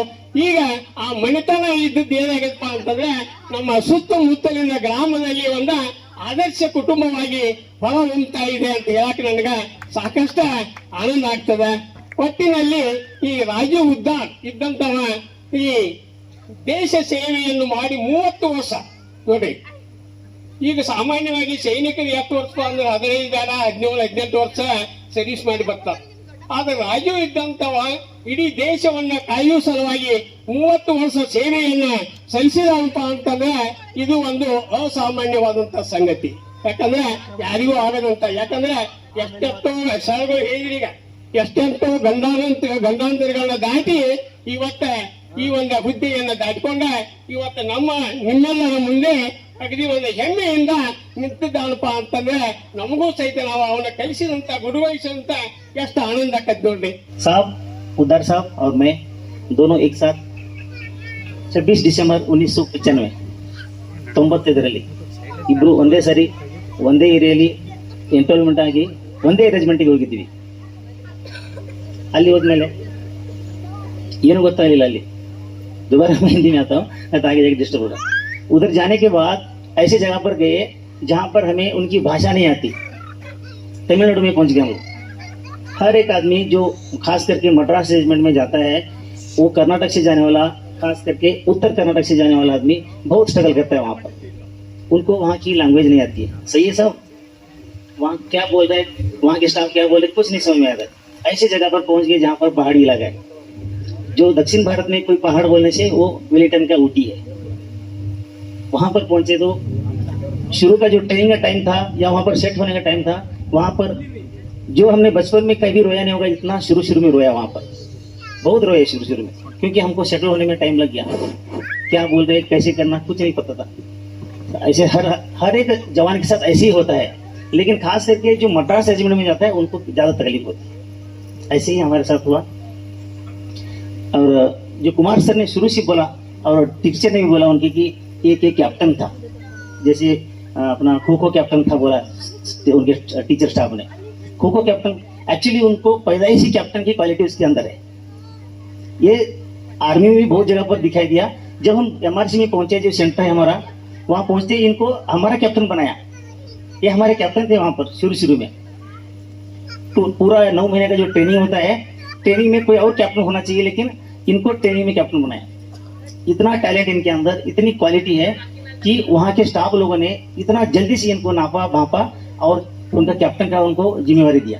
और वो इतनी बखूबी से निभाया कि सबको एक साथ सिपाही बनाकर अपने अपने यूनिट में पोस्टिंग करने तक पूरा हिस्सा साहब ने दिया, सपोर्ट दिया सबको. इतनी अच्छी क्वालिटी. फिजिकल के बारे में सारे जगह पर साहब घूम के आया है. वो उनकी क्वालिटी से पहले जो उनका माँ बाप ने उनको दिया है, जो उनका दूध का जो कर्ज है, वो साहब पूरा देश को निभा के आए, दे के आए उसका पूरा योगदान. इतनी अच्छी क्वालिटी साहब के अंदर है. साहब उधर साहब जब हम सिपाही बन के बाहर गए तो साहब अलग यूनिट में गया और मैं अलग यूनिट में गया. साहब 27 मद्रास में गए और मैं 7 मद्रास में गया. दोनों अलग. 25 साल तक हम आपस में कभी मिले नहीं. पहले लेटर थे, सर बोल रहे थे कि घर से बात करना है तो लेटर लिखना है, 15 दिन 20 दिन लगेंगे, महीना लगेगा घर पहुंचने के लिए. फिर उसका रिप्लाई आने तक फिर लड़का कैसे होगा, माँ की चिंता बढ़ती रहती है. ऐसे ही हालात में सब आगे बढ़ गए वहां पर. तो इतना दूर आजकल क्या फोन का मोबाइल का जमाना आ गया. इसके बीच में साहब जब मोबाइल का जमाना आ गया उसके बाद साहब से मिला हुआ. तो भी साहब जब बेलगम में आए थे, बेलगम में पोस्टिंग थी साहब की, तब साहब से मिला हुआ. तो 25 साल के बाद हम मिले. और आपने जो 30 साल पहले भेजा हुआ आपका ये लाडला, इस गांव का लाडला सही सलामत आपके गांव में लक्ष्मी नगर में आया है. वो इनके माता पिता की और इस ग्राम देवता की, और खास करके हमारा जो इष्ट भगवान, जो आर्मी में हम मानते हैं इष्ट भगवान, खास करके मद्रास रेजिमेंट का मूरख भगवान है, उनके आशीर्वाद से हम यहाँ पर वापस राजू दर साहब को लेकर आए. इससे ज्यादा मैं साहब के बारे में और कुछ नहीं बताना चाहता हूँ. मेरा यार सही सलामत खुशी से घर आया है. ये बहुत बड़ी खुशी मुझे भी हो रही है और पूरे आपके गाँव वालों को देखने से भी लग रहा है कि सबके लिए, और उद्धार परिवार के, खास करके उद्धार परिवार का बहुत बड़ा योगदान है यहाँ पर. उनके लिए ये बहुत बड़ा खुशी का माहौल है. और मैं आगे साहब को और रिक्वेस्ट करना चाहता हूँ. साहब का जो इष्ट भगवान है उनसे प्रार्थना करना चाहता हूँ कि साहब को यहाँ से आगे भी ऐसी तरक्की के लिए उनको ब्लेसिंग दे. और साहब आने वाले टर्नओवर में साहब जब अभी सेकंड इनिंग्स में क्या करना चाहते हैं, साहब का प्लानिंग साहब को होगा तो साहब उसमें भी तरक्की पाए. बस इन्हीं 2 शब्दों के साथ आप सबको मैं थैंक यू बोलना चाहता हूँ. क्योंकि आपने मुझे 2 मिनट बोलने का टाइम दिया। थैंक यू, धन्यवाद, नमस्कार।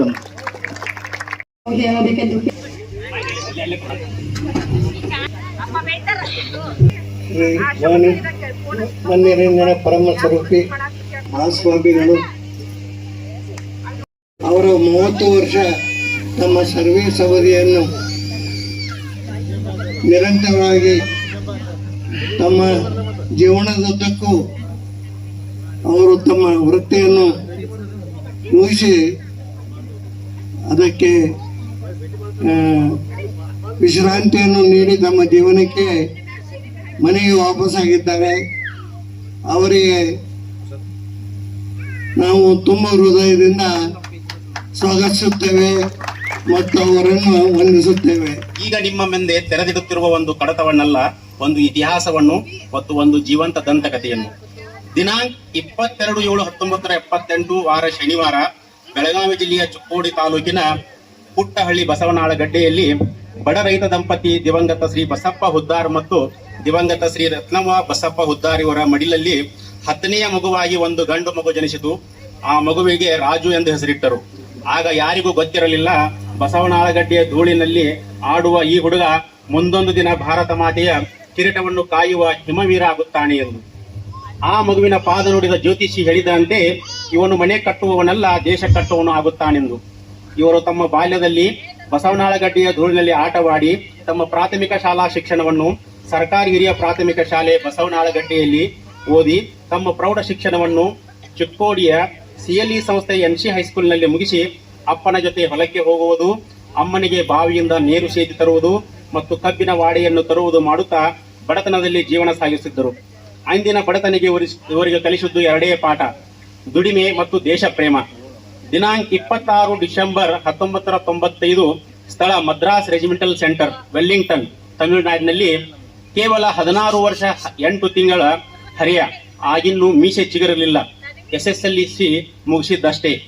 ಊರಿನ ಹುಡುಗರು ಕಾಲೇಜ್ ಸೇರುವ ವಯಸ್ಸಿನಲ್ಲಿ ರಾಜು ತೆಗೆದುಕೊಂಡ ನಿರ್ಧಾರ ಇಡೀ ಬಸವನಾಳಗಡ್ಡೆಯನ್ನೇ ಬೆರಗುಗೊಳಿಸಿತು. ನಾನು ಆರ್ಮಿ ಸೇರುತ್ತೇನೆ ಎಂಬ ವಾಕ್ಯ. ಅಮ್ಮ ರತ್ನವ್ವ ಅಂದಳು, ಎಳೆಯ ವಯಸ್ಸು ಕಂದ, ಇನ್ನೂ ಆಟ ಆಡುವ ವಯಸ್ಸು ಅಂದಳು. ಅಪ್ಪ ಬಸಪ್ಪ ಸುಮ್ಮನೆ ಮಗನ ತಲೆ ಸವರಿ ಹೇಳಿದನು, ಹೋಗಪ್ಪ, ದೇಶ ಸೇವೆ ಮಾಡಿ ಬಾ, ನಿನ್ನ ಹೆಸರು ಉಳಿಯುವ ತರ ಬದುಕು ಎಂದು. ಹೀಗೆ ವೆಲ್ಲಿಂಗ್ಟನ್ನ MRC ಗ್ರೌಂಡ್ನಲ್ಲಿ ತ್ರಿವರ್ಣ ಧ್ವಜದ ಮುಂದೆ ಪವಿತ್ರ ಗೀತೆಯ ಸಾಕ್ಷಿಯಾಗಿ ರಾಜು ಬಸಪ್ಪ ಹುದ್ದಾರ್ ಜನರಲ್ ಡ್ಯೂಟಿ ಸಿಪಾಯಿಯಾಗಿ ಪ್ರಮಾಣ ವಚನ ಸ್ವೀಕರಿಸಿದರು. ಸರ್ವಿಸ್ ನಂಬರ್ 2599616 ರೆಜಿಮೆಂಟ್ನ ದಿ ಮದ್ರಾಸ್ ರೆಜಿಮೆಂಟ್ ಇದೊಂದು ಅತ್ಯಂತ ಹಳೆಯ ಮತ್ತು ಶೂರ ರೆಜಿಮೆಂಟ್. ಆ ದಿನ ಶುರುವಾದ ಪಯಣ 30 ಏಪ್ರಿಲ್ 2020 ಮುಗಿಯಿತು. ಈ ಮಧ್ಯೆ ಇರುವ 30 ವರ್ಷ 4 ತಿಂಗಳು ಅಂದರೆ 11,081 ದಿನಗಳು, 2,65,944 ಗಂಟೆಗಳು, ಪ್ರತಿ ಸೆಕೆಂಡ್ ಅನ್ನು ದೇಶಕ್ಕಾಗಿ ಮೀಸಲಿಟ್ಟರು.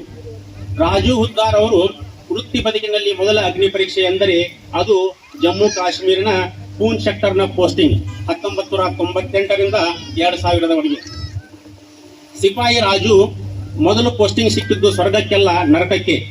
ಪೂಂಚ್ ಸೆಕ್ಟರ್ ಜಮ್ಮು ಕಾಶ್ಮೀರದಲ್ಲಿ. ಆಗ ಇವರ ವಯಸ್ಸು 20 ಮಾತ್ರ. ಎದುರಿಗೆ ಪಾಕಿಸ್ತಾನದ ಬಂಕರ್, ತಲೆಯ ಮೇಲೆ ದಿನಕ್ಕೆ 200 ಸಲ ಗುಂಡು ಹಾರುವ ಆಕಾಶ, ಕಾಲು ಕೆಳಗೆ ಲ್ಯಾಂಡ್ ಮೈನ್, ಒಂದು ಹೆಜ್ಜೆ ತಪ್ಪಿದರೂ ಜೀವಕ್ಕೆ ಸಂಚಕಾರ. 1999ರ ಕಾರ್ಗಿಲ್ ಯುದ್ಧದ ಹೊಗೆ ಇನ್ನೂ ಆರಿರಲಿಲ್ಲ. ಪೂಂಚ್ನ ಆ ಗುಡ್ಡಗಳಲ್ಲಿ 2 ವರ್ಷ ಚಳಿ, ಮಳಿ, ಹಿಮ, ಗುಂಡು ಎಲ್ಲವನ್ನೂ ಎದುರಿಸಿದರು. ಶತ್ರು ಯಾವಾಗ ಗುಂಡು ಹಾರಿಸುತ್ತಾನೆ ಗೊತ್ತಿಲ್ಲ. ನಿದ್ದೆ ಎಂಬುದು ಮರೆತೇ ಹೋದ ದಿನಗಳು. ಇಲ್ಲಿಯೇ ರಾಜು ಹುದ್ದಾರ್ ಇವರು ಕಲಿತ ಪಾಠ: ಸೈನಿಕನಿಗೆ 2 ಸಂಬಂಧ, ಒಂದು ರೈಫಲ್ ಜೊತೆ, ಇನ್ನೊಂದು ದೇಶದ ಜೊತೆ. ಇಲ್ಲಿಯೇ ಅವರು ಮನುಷ್ಯನಿಂದ ಸೈನಿಕನಾದರು. ಇವರ ಮುಂದಿನ ವರ್ಗಾವಣೆಯಾಗಿದ್ದು ಮಾತ್ರ ಸಾವಿನ ಮನೆಯಂತಿರುವ ಸಿಯಾಚಿನ್ಗೆ 2003ರಿಂದ 2004ರವರೆಗೆ. ನೀವು ಕೇಳಿರಬಹುದು ಸಿಯಾಚಿನ್ ಎಂಬ ಹೆಸರನ್ನು, ಆದರೆ ಅಲ್ಲಿ 1 ವರ್ಷ ಇದ್ದವರಿಗೆ ಮಾತ್ರ ಗೊತ್ತು ಅದರ ಕ್ರೌರ್ಯ ರೂಪ. ಎತ್ತರ 20,000 ಅಡಿ, ತಾಪಮಾನ -50 ಡಿಗ್ರಿ, ಉಸಿರಾಡಿದರೆ ಶ್ವಾಸಕೋಶ ಹೆಪ್ಪುಗಟ್ಟುತ್ತದೆ, ಬಂದೂಕಿನ ಟ್ರಿಗರ್ಗೆ ಬೆರಳಿ ಅಂಟುಕೊಳ್ಳುತ್ತದೆ. ರಾತ್ರಿ ಮಲಗಿದವನು ಬೆಳಗ್ಗೆ ಏಳುವ ಗ್ಯಾರಂಟಿ ಇಲ್ಲ. ಶತ್ರುಗಳ ಗುಂಡಿಗಿಂತ ಹೆಚ್ಚು ಸೈನಿಕರನ್ನು ಬಲೆ ತೆಗೆದುಕೊಂಡಿದ್ದು ಹಿಮಪಾತ ಮತ್ತು ಚಳಿ. ಅಂತ ಸಿಯಾಚಿನ್ ಗ್ಲೇಷಿಯರ್ನ ಕುಮಾರ್ ಪೋಸ್ಟ್ನಲ್ಲಿ ಸಿಪಾಯಿ ರಾಜು 12 ತಿಂಗಳ ಕಾಲ ಕಾರ್ಯನಿರ್ವಹಿಸುತ್ತಾರೆ. ಹೆಲಿಕಾಪ್ಟರ್ನಲ್ಲಿ 15 ದಿನಕ್ಕೊಮ್ಮೆ ರೇಷನ್ ಬರುತ್ತದೆ. ಉಳಿದ ದಿನ ಬಿಸ್ಕೆಟ್ ಡ್ರೈ ಫ್ರೂಟ್ಸ್ ನಲ್ಲಿಯೇ ಜೀವನ ಸಾಗಿಸಬೇಕು. ಒಮ್ಮೆ ಹಿಮಪಾತವಾಗಿ 6 ಜನ ಜೀವಂತ ಹೂತು ಹೋದರು. ರಾಜು ಮತ್ತು ಅವನ ಟೀಮ್ 3 ದಿನ ಹಿಮ ಬಗೆದು ಅವರನ್ನು ಹೊರತೆಗೆದರು. ಅದರಲ್ಲಿ 2 ಜನ ಬದುಕಲಿಲ್ಲ. ಆ ದಿನ ರಾಜು ಅವರ ತಮ್ಮ ಡೈರಿಯಲ್ಲಿ ಬರೆದರಂತೆ, ಸತ್ತವರಿಗೆ ನಾವು ಕೊಡುವ ಗೌರವ ಒಂದೇ, ಇನ್ನೂ ಗಟ್ಟಿಯಾಗಿ ಗಡಿ ಕಾಯುವುದು. ಸಿಯಾಚಿನಿಂದ ವಾಪಸ್ ಬಂದವರಿಗೆ ಹಿಮವೀರವೆಂಬ ಪಟ್ಟ. ನಮ್ಮ ರಾಜುರವರು ಕೂಡ ನಿಜವಾದ ಹಿಮವೀರರು. ಆಗ ಅವರ ಮುಂದಿನ ಪೋಸ್ಟಿಂಗ್ ಆಗಿದ್ದು ಕಾಡಿನಲ್ಲಿ, ಅಂದರೆ ಆಪರೇಷನ್ ಫಾಲ್ಕಾನ್, ಆಸಾಂನಲ್ಲಿ 2004ರಿಂದ 2005ರವರೆಗೆ. ಹಿಮದಿಂದ ನೇರವಾಗಿ ಕಾಡಿಗೆ. ಆಪರೇಷನ್ ಫಾಲ್ಕಾನ್ ಆಸಾಂ ಉಗ್ರರ ವಿರುದ್ಧ ಗುಪ್ತ ಕಾರ್ಯಾಚರಣೆ. ದಟ್ಟ ಕಾಡು, ಕಾಲಿಟ್ಟರೆ ಜಿಗಣೆ, ಮಲಿಗೆದರೆ ಹಾವು, ನದಿ ದಾಟುವಾಗ ಮೊಸಳೆ, ಮೇಲೆ ಉಗ್ರರ ಗುಂಡು. 7 ದಿನ 10 ದಿನ ಕಾಡಿನಲ್ಲೇ ಇರಬೇಕು. ರೇಷನ್ ಮುಗಿದರೆ ಎಡ್ಡೆ ತಿನಿಸು ತಿನ್ನಬೇಕು. ಇಲ್ಲಿಯೇ 2004ರಲ್ಲಿ ರಾಜುಗೆ ಸಿಕ್ಕಿತು ಮೊದಲ ಬಡತಿ, ಲಾನ್ಸ್ ನಾಯಿಕ್ ಎಂದು. ಲಾನ್ಸ್ ನಾಯಿಕ್ ಇನ್ನು ಮುಂದೆ ರಾಜು ಅವರು ಸಾಬ್ ಎಂದು ಹೆಸರಿಸುತ್ತಾರೆ. 10 ಜನರ ತಂಡದ ಜವಾಬ್ದಾರಿ ಇವರದ್ದು. ನನ್ನ ಹುಡುಗರನ್ನು ಸೇಫ್ ಆಗಿ ವಾಪಸ್ ಕರೆದುಕೊಂಡು ಹೋಗಬೇಕು ಎಂಬುದೇ ಮಂತ್ರ. ಒಂದು ಕಾರ್ಯಾಚರಣೆಯಲ್ಲಿ ಇವರ ಟೀಮ್ 3 ಉಗ್ರರನ್ನು ಸೆರೆ ಹಿಡಿಯಿತು. ಯೂನಿಟ್ನಲ್ಲಿ ಹೆಸರು ಬಂತು. ಸಿಒ ಸಾಹೇಬರು ಬೆನ್ನು ತಟ್ಟಿ ಹೇಳಿದರು, Huddar, you are born as a leader ಎಂದು. ಅಲ್ಲಿಂದ ಅವರ ಮುಂದಿನ ಪೋಸ್ಟಿಂಗ್ ಮೋಡದ ಮಣಿ ತವಾಂಗ್ನಲ್ಲಿ 2005ರಿಂದ 2007ರವರೆಗೆ. ತವಾಂಗ್ ಇದು ಅರುಣಾಚಲ ಪ್ರದೇಶದ ಚೀನಾ ಬಾರ್ಡರ್. 15,000 ಅಡಿ ಎತ್ತರ. ಮೋಡಗಳು ನಿಮ್ಮ ಕಾಲ ಕೆಳಗೆ ತೇಲುತ್ತವೆ. ಅಲ್ಲಿ ಆಕ್ಸಿಜನ್ ಕಡಿಮೆ. 2 ಹೆಜ್ಜೆ ನಡೆದರೆ ಸುಸ್ತು, ತಲೆ ಸುತ್ತು ಬರುತ್ತದೆ. ಆದರೆ ಡ್ಯೂಟಿ ಮಾತ್ರ 24 ಗಂಟೆ. ಚೀನಾದ ಚಲನವಲನ ಮೇಲೆ ಹದ್ದಿನ ಕಣ್ಣು. 1 ಇಂಚು ಜಾಗ ಬಿಟ್ಟು ಕೊಟ್ಟರು ದೇಶಕ್ಕೆ ಮೋಸ. 2 ವರ್ಷ ತವಾಂಗ್ನಲ್ಲಿ ಅಮ್ಮನಿಗೆ ಫೋನ್ ಮಾಡಿದರೆ ಲೈನ್ ಸಿಗಲ್ಲ. ಚೀಟಿ ಬರೆದರೆ 2 ತಿಂಗಳುಗಳು ಬೇಕು ಪತ್ರ ತಲುಪಲು. ಅಮ್ಮ ಚೆನ್ನಾಗಿದ್ದೀನಿ ಅಂತ ಬರೆದ ಚೀಟಿ ಮನೆ ತಲುಪುವಷ್ಟರಲ್ಲಿ ಮಗ ಯಾವ ಪರಿಸ್ಥಿತಿಯಲ್ಲಿದ್ದಾನೋ ಗೊತ್ತಿಲ್ಲ ಎಂಬ ವಾತಾವರಣ. 2007ರಲ್ಲಿ ತವಾಂಗ್ನಿಂದ ಕೆಳಗಿಳುವಾಗ ಲಾನ್ಸ್ ನಾಯ್ಕ್ ರಾಜುಗೆ ಇನ್ನೊಂದು ಪಾಠವಾಗಿತ್ತು. ಸೈನಿಕನಿಗೆ ಮನೆ ಅಂದರೆ ಇಡೀ ದೇಶ, ಕುಟುಂಬ ಅಂದರೆ 140 ಕೋಟಿ ಜನ. ಹೀಗೆ ತಮ್ಮ ವೃತ್ತಿ ಜೀವನ ಸಾಗಿಸುತ್ತಾ ಸಾಕಷ್ಟು ಬಡ್ತಿಯನ್ನು ಪಡೆಯುತ್ತಾರೆ. ಅವರು 2009ರಲ್ಲಿ ಹವಾಲ್ದಾರ್ ಆಗಿ ಬಡ್ತಿಯನ್ನು ಪಡೆಯುತ್ತಾರೆ. ಹವಾಲ್ದಾರ್ ಈಗ ಅವರು 30 ಜನರ ಪ್ಲಾಟೂನ್ನ ಜವಾಬ್ದಾರಿಯನ್ನು ಹೊಂದುತ್ತಾರೆ. ಬಡ್ತಿ ಜೊತೆ ಜವಾಬ್ದಾರಿ ಜಾಸ್ತಿ. ಜೂನಿಯರ್ ಹುಡುಗರಿಗೆ ತರಬೇತಿ, ಶಸ್ತ್ರಾಸ್ತ್ರ ನಿರ್ವಹಣೆ, ಮ್ಯಾಪ್ ರೀಡಿಂಗ್ ಎಲ್ಲವನ್ನೂ ಕಲಿಸಬೇಕು. 2010ರಿಂದ 2013ರವರೆಗೆ ಬೆಳಗಾವಿಯಲ್ಲಿ ವರ್ಗಾವಣೆ ಹೊಂದುತ್ತಾರೆ. ಇಡೀ ಏಷ್ಯಾ ಖಂಡದಲ್ಲೇ ಒಂದೇ ಒಂದು ಕಮಾಂಡೋ ಸ್ಕೂಲ್ ಬೆಳಗಾವಿಯಲ್ಲಿರುತ್ತದೆ. ಈ ಸ್ಕೂಲ್ನ ಇನ್ಸ್ಟ್ರಕ್ಟರ್ ಆಗಿ 3 ವರ್ಷಗಳ ಕಾಲ ಕಾರ್ಯನಿರ್ವಹಣೆ ಮಾಡುತ್ತಾರೆ. 2015ರಲ್ಲಿ ಹವಾಲ್ದಿಂದ ನಾಯಿಕ್ ಸುಬೇದಾರ್, ಇಲ್ಲಿಂದ ಜೆಸಿಒ ಜೂನಿಯರ್ ಕಮಿಷನರ್ ಆಫೀಸರ್, ಹೆಗಲ ಮೇಲೆ ಸ್ಟಾರ್. ಇನ್ನು ಮುಂದೆ ರಾಜೂರವರು ಸಾಬ್, ಸೈನಿಕರು ಮತ್ತು ಆಫೀಸರ್ಗಳ ನಡುವಿನ ಸೇತುವೆ, ಬ್ರಿಡ್ಜ್ ಆಗಿ ಕಾರ್ಯನಿರ್ವಹಿಸುತ್ತಾರೆ. ಮುಂದೆ 2016ರಿಂದ 18 ನೌಶೇರಾ ಜಮ್ಮು ಕಾಶ್ಮೀರದಲ್ಲಿ ಮತ್ತೆ ಯುದ್ಧ ಭೂಮಿ. ಈ ಸಲ ನಾಯಕನಾಗಿ ಶತ್ರುಗಳ ಸ್ನೈಪರ್ಗೆ ಎದೆ ಕೊಟ್ಟು ನಿಂತ ಜಾಗ. ಇಲ್ಲಿ ಇವರು ಕಳೆದುಕೊಂಡಿದ್ದು ತನ್ನ ಆತ್ಮೀಯ ಗೆಳೆಯನನ್ನು.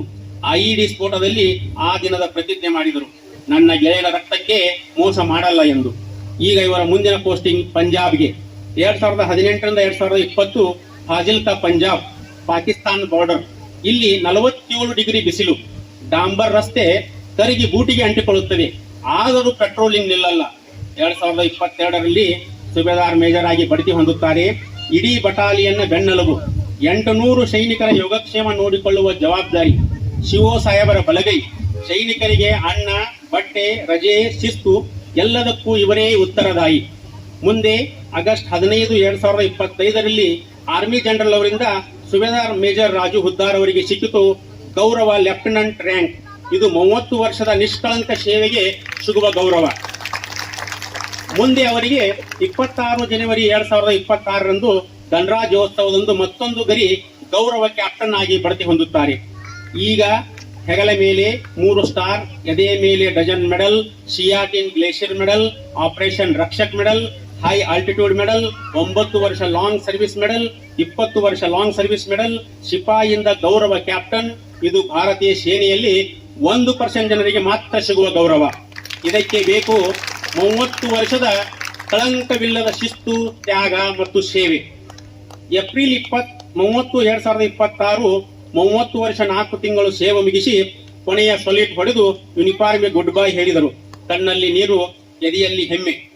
ಶ್ರೀ ರಾಜು ಬಸಪ್ಪ ಹುದ್ದಾರ್ ಇವರ ಕುಟುಂಬ ತ್ಯಾಗ ಮತ್ತು ದೇಶ ಸೇವೆ ಮಾಡುತ್ತಲೇ ತಮ್ಮ ಸಂಸಾರವನ್ನು ಕಟ್ಟಿದ ವೀರ. ದಿನಾಂಕ 21 ಮೇ 2002ರಲ್ಲಿ ಆಗಿನ ಲಾನ್ಸ್ ನಾಯಕರಾಗಿದ್ದರು. ರಾಜು ಬಸಪ್ಪ ಹುದ್ದಾರ್ ಅವರು ಕೇವಲ 24ನೇ ವಯಸ್ಸಿನಲ್ಲಿ ಶ್ರೀಮತಿ ಸೀಮಾ ಅವರ ಜೊತೆ ದಾಂಪತ್ಯ ಜೀವನಕ್ಕೆ ಕಾಲಿಟ್ಟರು. ಬಸವನಾಳ ಗಡ್ಡೆಗೆಲ್ಲ ಹಬ್ಬ, ನಮ್ಮ ರಾಜು ಮದುವೆಯಾದ ಅಂತ ಊರೆಲ್ಲ ಸಂಭ್ರಮಿಸಿತ್ತು. ಆದರೆ ವಿಧಿಯ ಕ್ರೌರ್ಯವೇ ನೋಡಿ, ಮದುವೆಯಾಗಿ ಕೆಲವೇ ದಿನಕ್ಕೆ ವಾಪಸ್ ಯೂನಿಟ್ಗೆ ರಿಪೋರ್ಟ್ ಮಾಡಬೇಕಾಯಿತು. ಹನಿಮೂನ್ ಬದಲು ಹಿಮಾಲಯ. ಹೊಸ ಹೆಂಡತಿಯನ್ನು ಅತ್ತೆ ಮಾವನ ಬಳಿ ಬಿಟ್ಟು ಮತ್ತೆ ಗಡಿಗೆ. ಯಾಕೆ? ಏಕೆಂದರೆ ಆರ್ಡರ್ ಬಂದಿತ್ತು, ದೇಶ ಮೊದಲು ಕುಟುಂಬ ನಂತರ. ಇದೇ ಸೈನಿಕನ ಧರ್ಮ. 2002ರಿಂದ 2020ರವರೆಗೆ 24 ವರ್ಷ ಪತ್ನಿ ಸೀಮಾ ಅವರ ಜೊತೆ ಕಳೆದದ್ದು ಬೆರಳೆಣಿಕೆ ದಿನಗಳು ಮಾತ್ರ. ಆದರೂ ಒಂದು ದೂರು ಇಲ್ಲ. ಏಕೆಂದರೆ ಆಕೆಗೂ ಗೊತ್ತು, ನಾನು ಮದುವೆಯಾಗಿದ್ದು ಒಬ್ಬ ವ್ಯಕ್ತಿಯನ್ನಲ್ಲ, ಭಾರತ ಮಾತೆಯ ಮಗನನ್ನು. 24 ವರ್ಷ ಪತಿಯನ್ನು ದೇಶಕ್ಕೆ ಒಪ್ಪಿಸಿ ಸ್ವತಃ ಅರ್ಧ ಸೈನಿಕಳಾಗಿ ಬದುಕಿದ ಆ ವೀರ ಮಾತೆಗೆ ಒಂದು ಸಲ್ಯೂಟ್. ಈ ದಂಪತಿಗೆ ದೇವರ ಪಟ್ಟ ಬಳುವಳಿ 2 ಮಕ್ಕಳು, ಮಗ ರೋಹಿತ್ ಮತ್ತು ಮಗಳು ಹರ್ಷಿತಾ. ಅಪ್ಪ ಗಡಿಯಲ್ಲಿ ದೇಶ ಕಾಯುತ್ತಿದ್ದಾರೆ. ಅಮ್ಮ ಸೀಮಾ ಮನೆಯಲ್ಲಿ ಮಕ್ಕಳನ್ನು ಬೆಳೆಸಿದಳು. ಅಪ್ಪನ ಪ್ರೀತಿ ಸಿಗದಿದ್ದರೂ ನಿಮ್ಮ ಅಪ್ಪ ದೇಶದ ಹೀರೋ ಅಂತ ಹೇಳಿ ಮಕ್ಕಳಿಗೆ ದೇಶ ಪ್ರೇಮ ತುಂಬಿದಳು. ಶ್ರೀ ರಾಜು ಹುದ್ದಾರ್ ಹೀಗೆ ತಮ್ಮ ಜೀವನವನ್ನು ಸಾಗಿಸುತ್ತಾ 30 ಏಪ್ರಿಲ್ 2020ರಂದು 30 ವರ್ಷ 4 ತಿಂಗಳ ಸೇವೆ ಮುಗಿಸಿ ಕೊನೆಯ ಸಲ್ಯೂಟ್ ಹೊಡೆದು ಯೂನಿಫಾರ್ಮ್ಗೆ ಗುಡ್ ಬೈ ಹೇಳಿದರು. ಆದರೆ ಕ್ಯಾಪ್ಟನ್ ಸರ್ ವಾಪಸ್ ಬಂದಾಗ ಮನೆ ಖಾಲಿ ಇತ್ತು. ಬಸವನಾಳ ಗಡ್ಡೆಯ ಆ ಚಿಕ್ಕ ಮನೆಯ ಬಾಗಿಲಿನಲ್ಲಿ ಇವತ್ತಿಗೂ 2 ಜೊತೆ ಹಳೆ ಚಪ್ಪಲಿ ಇವೆ. ಅಪ್ಪ ಬಸಪ್ಪನದ್ದು, ಅಮ್ಮ ರತ್ನವನ್ನದ್ದು. 1995ರಲ್ಲಿ ಹೋಗಿ ಬರ್ತೀನಂತ ಹೊರಟ ಮಗನಿಗಾಗಿ 30 ವರ್ಷ ಕಾದ ಚಪ್ಪಲಿ ಮಗ ಬರುವಷ್ಟರಲ್ಲಿ ಆ ಚಪ್ಪಲಿಯ ಮಾಲೀಕರು ದೇವರ ಮನೆ ಸೇರಿದರು. ಅಮ್ಮ ಊಟ ಮಾಡಿದ್ಯಾ ಅಂತ ಕೇಳೋ ಯೋಗವಿಲ್ಲ. ಅಪ್ಪ ಕಾಲು ನೋವು ಹೇಗಿದೆ ಅಂತ ಎಣ್ಣೆ ಹಚ್ಚೋ ಭಾಗ್ಯ ಇಲ್ಲ. 2002ರಲ್ಲಿ ಮದುವೆಯಾಗಿ ಮಗ ರೋಹಿತ್ ಮತ್ತು ಮಗಳು ಹರ್ಷಿತಾ ಹುಟ್ಟಿದರೂ 24 ವರ್ಷ ಅವರ ಬಾಲ್ಯವನ್ನು ನೋಡುವ ಭಾಗ್ಯ ಸಿಗಲಿಲ್ಲ. ಹೆಂಡತಿ ಸೀಮಾ ಒಬ್ಬಳೆ ಮಕ್ಕಳನ್ನು ಹೊತ್ತು ಸಾಕಿದಳು. ಇದು ಸೈನಿಕನ ಬದುಕು. ನಾವು ದೀಪಾವಳಿ ಆಚರಿಸುವಾಗ ಇವರು ಗಡಿಯಲ್ಲಿ ಪಟಾಕಿ ಬದಲು ಗುಂಡಿನ ಸದ್ದು ಕೇಳುತ್ತಾರೆ. ನಾವು ಹೊಸ ವರ್ಷಕ್ಕೆ ಪಾರ್ಟಿ ಮಾಡುವಾಗ ಇವರು -40 ಡಿಗ್ರಿಯಲ್ಲಿ ಟ್ರಂಚ್ನಲ್ಲಿ ನಿಂತಿರುತ್ತಾರೆ. 22 7 1978ರ ಬಸವನಾಳ ಗಡ್ಡೆಯಲ್ಲಿ ಹುಟ್ಟಿದ ರಾಜು 30/4/2026ರಂದು 30 ವರ್ಷ 4 ತಿಂಗಳ ಸೇವೆ ಮುಗಿಸಿ ಬಂದಿದ್ದಾನೆ. ಕೈಯಲ್ಲಿ ಪಿಂಚಣಿ ಬುಕ್ ಇದೆ, ಮನೆ ತುಂಬಾ ಮೆಡಲ್ ಇದೆ. ಆದರೆ ಅಮ್ಮನ ಮಡಿಲಿಲ್ಲ, ಅಪ್ಪನ ಆಶೀರ್ವಾದವಿಲ್ಲ. ಮಕ್ಕಳಾದ ರೋಹಿತ್ ಮತ್ತು ಹರ್ಷದಾ ಅಪ್ಪ ಅಂತ ಕರೆಯುವಾಗ 24 ವರ್ಷ ತಡವಾಗಿತ್ತು. ಹಾಗಂತ ಇವರು ಸೋತಿಲ್ಲ. ಏಕೆಂದರೆ ಇವರು ನಮಗೆ ಕಲಿಸಿದ್ದು ಒಂದೇ ಪಾಠ, ನಂದಲ್ಲದಿದ್ದರೂ ಪರವಾಗಿಲ್ಲ, ನನ್ನ ದೇಶ ಚೆನ್ನಾಗಿರಬೇಕು. ಈಗ ನೀವು ಮಾಡಬೇಕಾದದ್ದು ಒಂದೇ, ಮನೆಗೆ ಹೋದ ತಕ್ಷಣ ನಿಮ್ಮ ಅಪ್ಪ ಅಮ್ಮನಿಗೆ ಫೋನ್ ಮಾಡಿ ಊಟ ಆಯ್ತಾ ಅಂತ ಕೇಳಿ ನಿಮ್ಮ ಮಕ್ಕಳನ್ನು ತಬ್ಬಿಕೊಳ್ಳಿ. ಯಾಕೆಂದರೆ ನಮ್ಮ ಕ್ಯಾಪ್ಟನ್ ಸರ್ಗೆ 24 ವರ್ಷ ಅವಕಾಶವನ್ನು ವಿಧಿ ಕೊಡಲಿಲ್ಲ. ಸುಬೇದಾರ್ ಮೇಜರ್ ಗೌರವ ಕ್ಯಾಪ್ಟನ್ ರಾಜು ಬಸಪ್ಪ ಹುದ್ದಾರ್, ನೀವು ಪ್ರತಿಯೊಂದು ನಿಮ್ಮ ಯೂನಿಫಾರ್ಮ್ಗೆ ಗುಡ್ ಬೈ ಹೇಳಿರಬಹುದು, ಆದರೆ ಬಸವನಾಳ ಗಡ್ಡೆಯ ಪ್ರತಿಯೊಂದು ಮಗುವಿನ ಹೃದಯದಲ್ಲಿ ನೀವು ಎಂದಿಗೂ ಆನ್ ಡ್ಯೂಟಿ ಕ್ಯಾಪ್ಟನ್. ಈ 30 ವರ್ಷ 4 ತಿಂಗಳ ತ್ಯಾಗಕ್ಕೆ ದಿವಂಗತ ಬಸಪ್ಪ ರತ್ನವ ದಂಪತಿಗಳಿಗೆ ಮತ್ತು ತ್ಯಾಗಮಯಿ ಶ್ರೀಮತಿ ಸೀಮಾ ಹುದ್ದಾರ್ ಅವರಿಗೆ ಒಂದು ಸಲಾಂ ಹೇಳಿ ನನ್ನ ಪ್ರಾಸ್ತಾವಿಕ ನುಡಿಗೆ ವಿರಾಮವನ್ನು ಹೇಳುತ್ತೇನೆ. ಜೈ ಹಿಂದ್, ಜೈ ಜವಾನ್, ಜೈ ಭಾರತ್ ಮಾತಾ ಕಿ. ಅರ್ಪಣೆ. ಬಾಳಿನ ಬುತ್ತಿಯಲ್ಲಿ ಪ್ರೀತಿಯ ಹೂವರಳಿ, ನಮ್ಮೆಲ್ಲರ ಮನದ ಅಚ್ಚಳೆಯದೆ ಉಳಿಯಲಿ. ಅತಿಥಿ ದೇವೋ ಭವ ಎಂಬಂತೆ ಬಂದಂತಹ ಅತಿಥಿಗಳನ್ನು ಸ್ವಾಗತಿಸಿ ಭಾರತೀಯ ಸಂಪ್ರದಾಯ.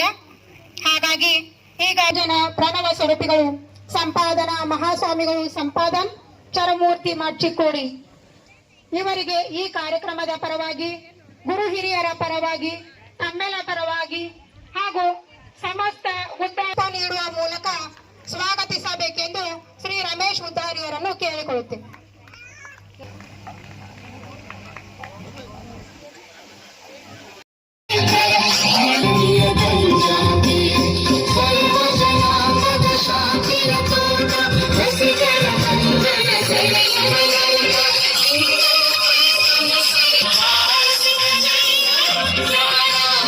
Jai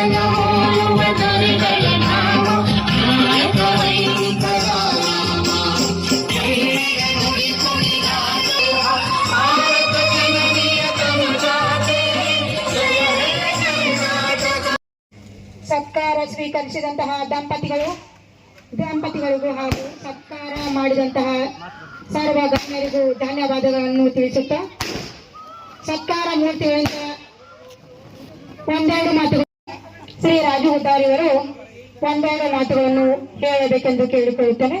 ಸತ್ಕಾರ ಮೂರ್ತಿಗಳಿಂದ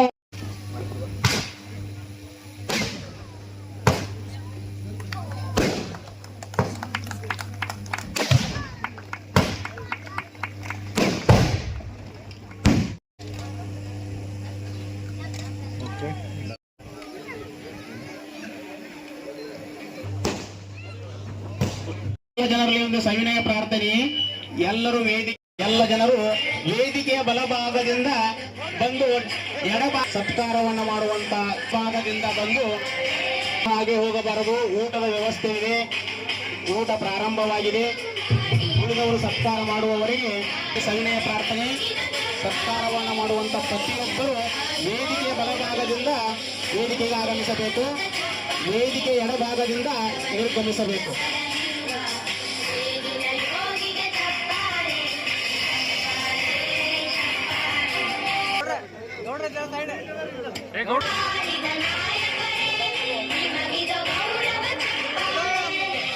ಎಲ್ಲರೂ ಒಂದು ಕಳಕಳಿ ವಿನಂತಿ. ಯಾರು ಒಂದೇ ಸಮಯ ವೇದಿಕೆ ಮೇಲೆ ಗೊಂದಲವನ್ನು ಉಂಟು ಮಾಡಬೇಡಿ. ಎಲ್ಲರೂ ಬಂದು ಮುಗಿಬಿದ್ರೆ ಏನು ಸಹಕಾರ ಮಾಡಿದ್ರು ದಯವಿಟ್ಟು ಎಲ್ರಿಗೂ ಇದೊಂದು ಕಾರ್ಯಕ್ರಮ ಚಲೋ ಮಾಡಿಕೊಡ್ರಿ ಅಂತ ತಮ್ಮಲ್ಲಿ ಕಳಕಳಿ ವಿನಂತಿ ಕೇಳ್ಕೊತಾ ಇದ್ದೀನಿ.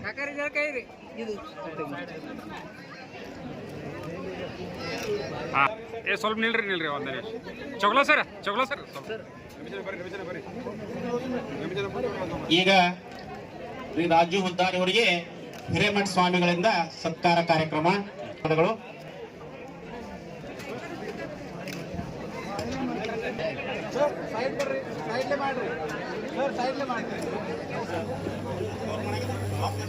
ಹಲೋ ಹಲೋ ಆಫ್ ಮಾಡ ನಡೀತದ? Hello hello back check. ಎಲ್ಲರಲ್ಲಿ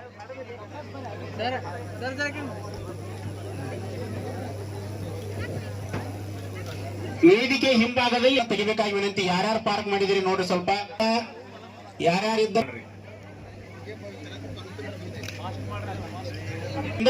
ಸತ್ಕಾರ ಮೂರ್ತಿಗಳಂತ ರಾಜು ಹುದ್ದಾರ್ ಅವರಿಗೆ ಸತ್ಕಾರ ಕಾರ್ಯವನ್ನು ನೆರವೇರಿಸ್ತಾ ಇದ್ದಾರೆ. ಹುದ್ದಾರಮ್ಮ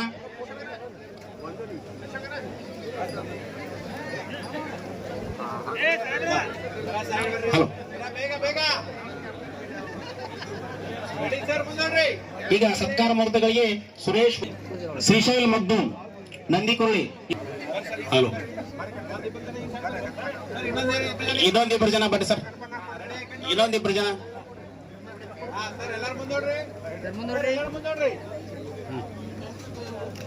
okay okay okay okay Mann ಸಂಘ ಸತ್ಕಾರ ಕಾರ್ಯವನ್ನು ನೆರವೇರಿಸಿರ್ತಕ್ಕಂಥ 27 ಮದ್ರಾಸ್ ರೆಜಿಮೆಂಟ್ನ ಯೋಧರಿಗೆ ಹುದ್ದಾರ್ ಬಂಧುಗಳಿಗೂ ಆಪ್ತ ಮಿತ್ರರಿಂದ ತುಂಬ ಹೃದಯದ ಧನ್ಯವಾದಗಳು. ಪ್ಲೀಸ್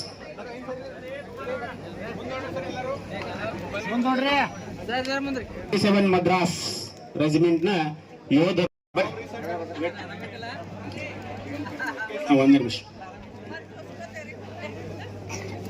ಕುಮಾರ್ ಸೂರ್ಯವಂಶಿ ಅವರಿಗೆ ಹುದ್ದಾರ್ ಬಂಧುಗಳಿಗೂ ಆಪ್ತ ಮಿತ್ರರಿಂದ ತುಂಬ ಹೃದಯದ ಧನ್ಯವಾದ. ನೆಕ್ಸ್ಟ್ ಮಿತ್ರರಿಂದ ನ್ಯಾಯವಾದಿಗಳಾಗಿರತಕ್ಕಂಥವರಿಗೆ ತುಂಬ ಹೃದಯ. ಹಲೋ ಪ್ಲೀಸ್ ನಿಧಾನ. ಸತ್ಕಾರ ಮೂರ್ತಿಗಳಿಗೆ ಸರಿಂದ ತುಂಬ ಹೃದಯದ ಧನ್ಯವಾದಗಳು, ಹೃದಯದ ಧನ್ಯವಾದಗಳು. ಬಂಧುಗಳು ಮತ್ತು ಆಪ್ತ ಮಿತ್ರರಿಂದ ತುಂಬ ಹೃದಯದ ಧನ್ಯವಾದಗಳು.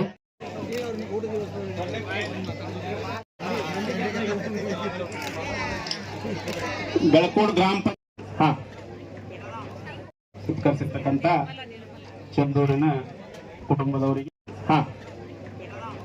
ಧನ್ಯವಾದಗಳು. ಸತ್ಕಾರ ಮೂರ್ತಿಗಳಿಗೆ ಸತ್ಕಾರ ಮಾಡಿರುವತಕ್ಕಂಥ ಮದ್ರಾಸ್ ರೆಜಿಮೆಂಟ್ನ ಯೋಧರಾಗಿರ್ತಕ್ಕಂಥ ಎಲ್ಲ ಯೋಧರು ಕುಟುಂಬ ಸಮೇತವಾಗಿ ಆಗಮಿಸಿ ಸತ್ಕಾರ ಕಾರ್ಯಕ್ರಮವನ್ನು ಮಾಡುತ್ತಿದ್ದಾರೆ. ಸೊ ಮದ್ರಾಸ್ ರೆಜಿಮೆಂಟಿನ ಎಲ್ಲರಿಗೂ ಖುದ್ದಾರ್ ಬಂಧುಗಳ ಹಾಗೂ ಆಪ್ತಮಿತ್ರರಿಂದ ತುಂಬು ಹೃದಯದ ಧನ್ಯವಾದಗಳು. ನೆಕ್ಸ್ಟ್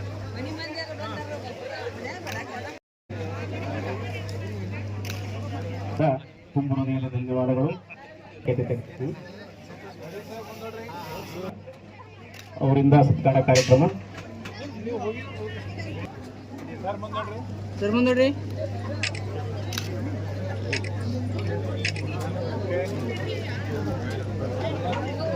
ನಂತರ ಹಾಗೂ ಶ್ರೀನು ನ್ಯಾಯವಾದಿಗಳು ತುಂಬು ಹೃದಯದ ಧನ್ಯವಾದಗಳು.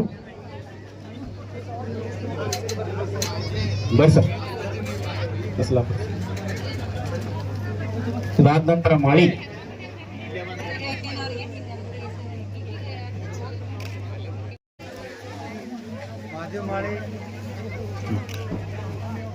ಬಂಧುಗಳಿಗೆ ಇವರು ಕೂಡ ಆಗಮಿಸಿರುತ್ತಾರೆ ಸತ್ಕಾರ ಮೂರ್ತಿಗಳಿಗೆ ಸತ್ಕಾರವನ್ನು ಮಾಡಲು. ರೆಜಿಮೆಂಟ್ನ ಮಾಜಿ ಯೋಧರು ಅಶೋಕ್ ಖುದ್ದಾರ್, ಇವ್ರದ್ದು 17 ಇತ್ತಲ್ಲ, ಮತ್ತೆ 27, ನೀವು 19, ಇವೆಲ್ಲ ಬೇರೆ ಬೇರೆ. ಮದ್ರಾಸ್ ರೆಜಿಮೆಂಟ್ನ ಮಾಜಿ ಯೋಧರು ತ್ರಿಮೂರ್ತಿಗಳು. Okay sir.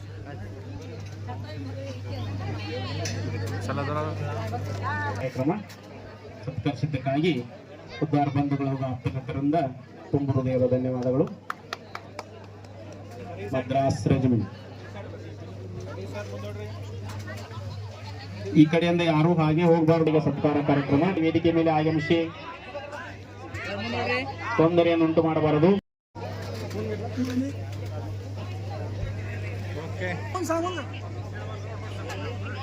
ವಿಕ್ರಮ್ ನಗರ್ ಇನ್ಸಲ್ಕರ್ಜಿ ನಿವಾಸಿಗಳು ಅಮೋಲ್ ಮೆಹ್ತಾ, ಮಾಣಿ ಇವರಿಂದ ಸತ್ಕಾರ ಮೂರ್ತಿಗಳಿಗೆ ಸತ್ಕಾರ ಕಾರ್ಯಕ್ರಮ. ಇಲ್ಲಿ ಊಟದಲ್ಲಿ ಯಾರು ಗಡಬಡಿ ಮಾಡಬಾರದು, ನಿಧಾನವಾಗಿ ಸ್ವೀಕರಿಸಿ.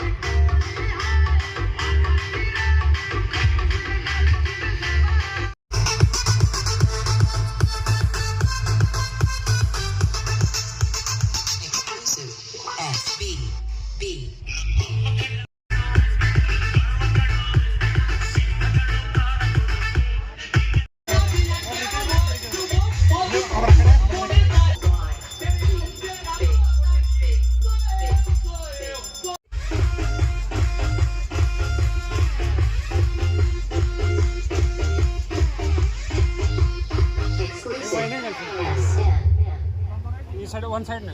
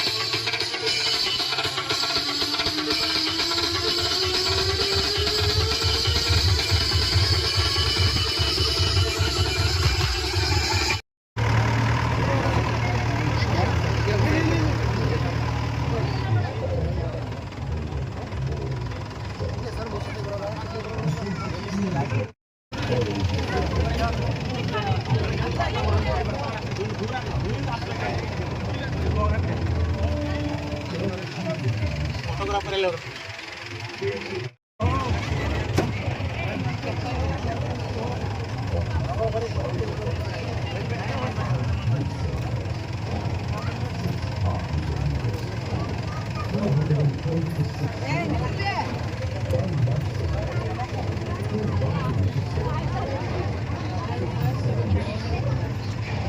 ಬೆಳಗ್ಗೆ ಬಿದ್ದು ಸೈಡ್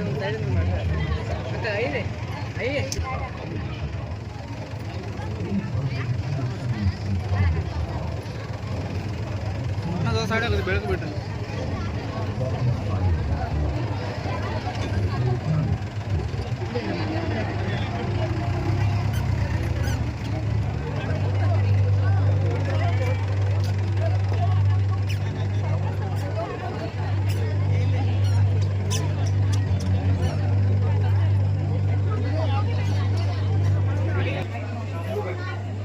ಸೈಡಾಗಿ ಮಾಡಿದ್ರೆ ಸೈಡಾಗಿ ಇಂದು ಸೈಡಾಗಿ ಮಾಡಲ್ಲ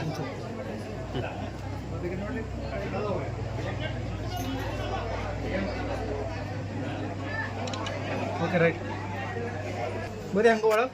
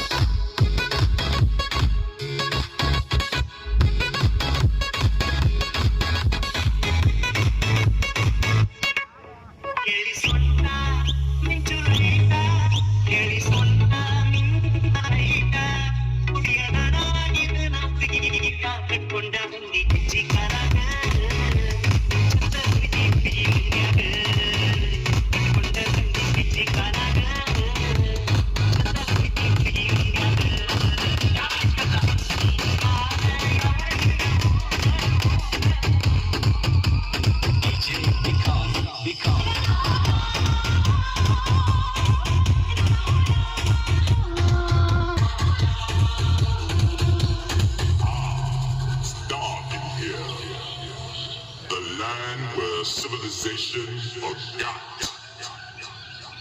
It's the underground. It's our star remix. Welcome to the jungle.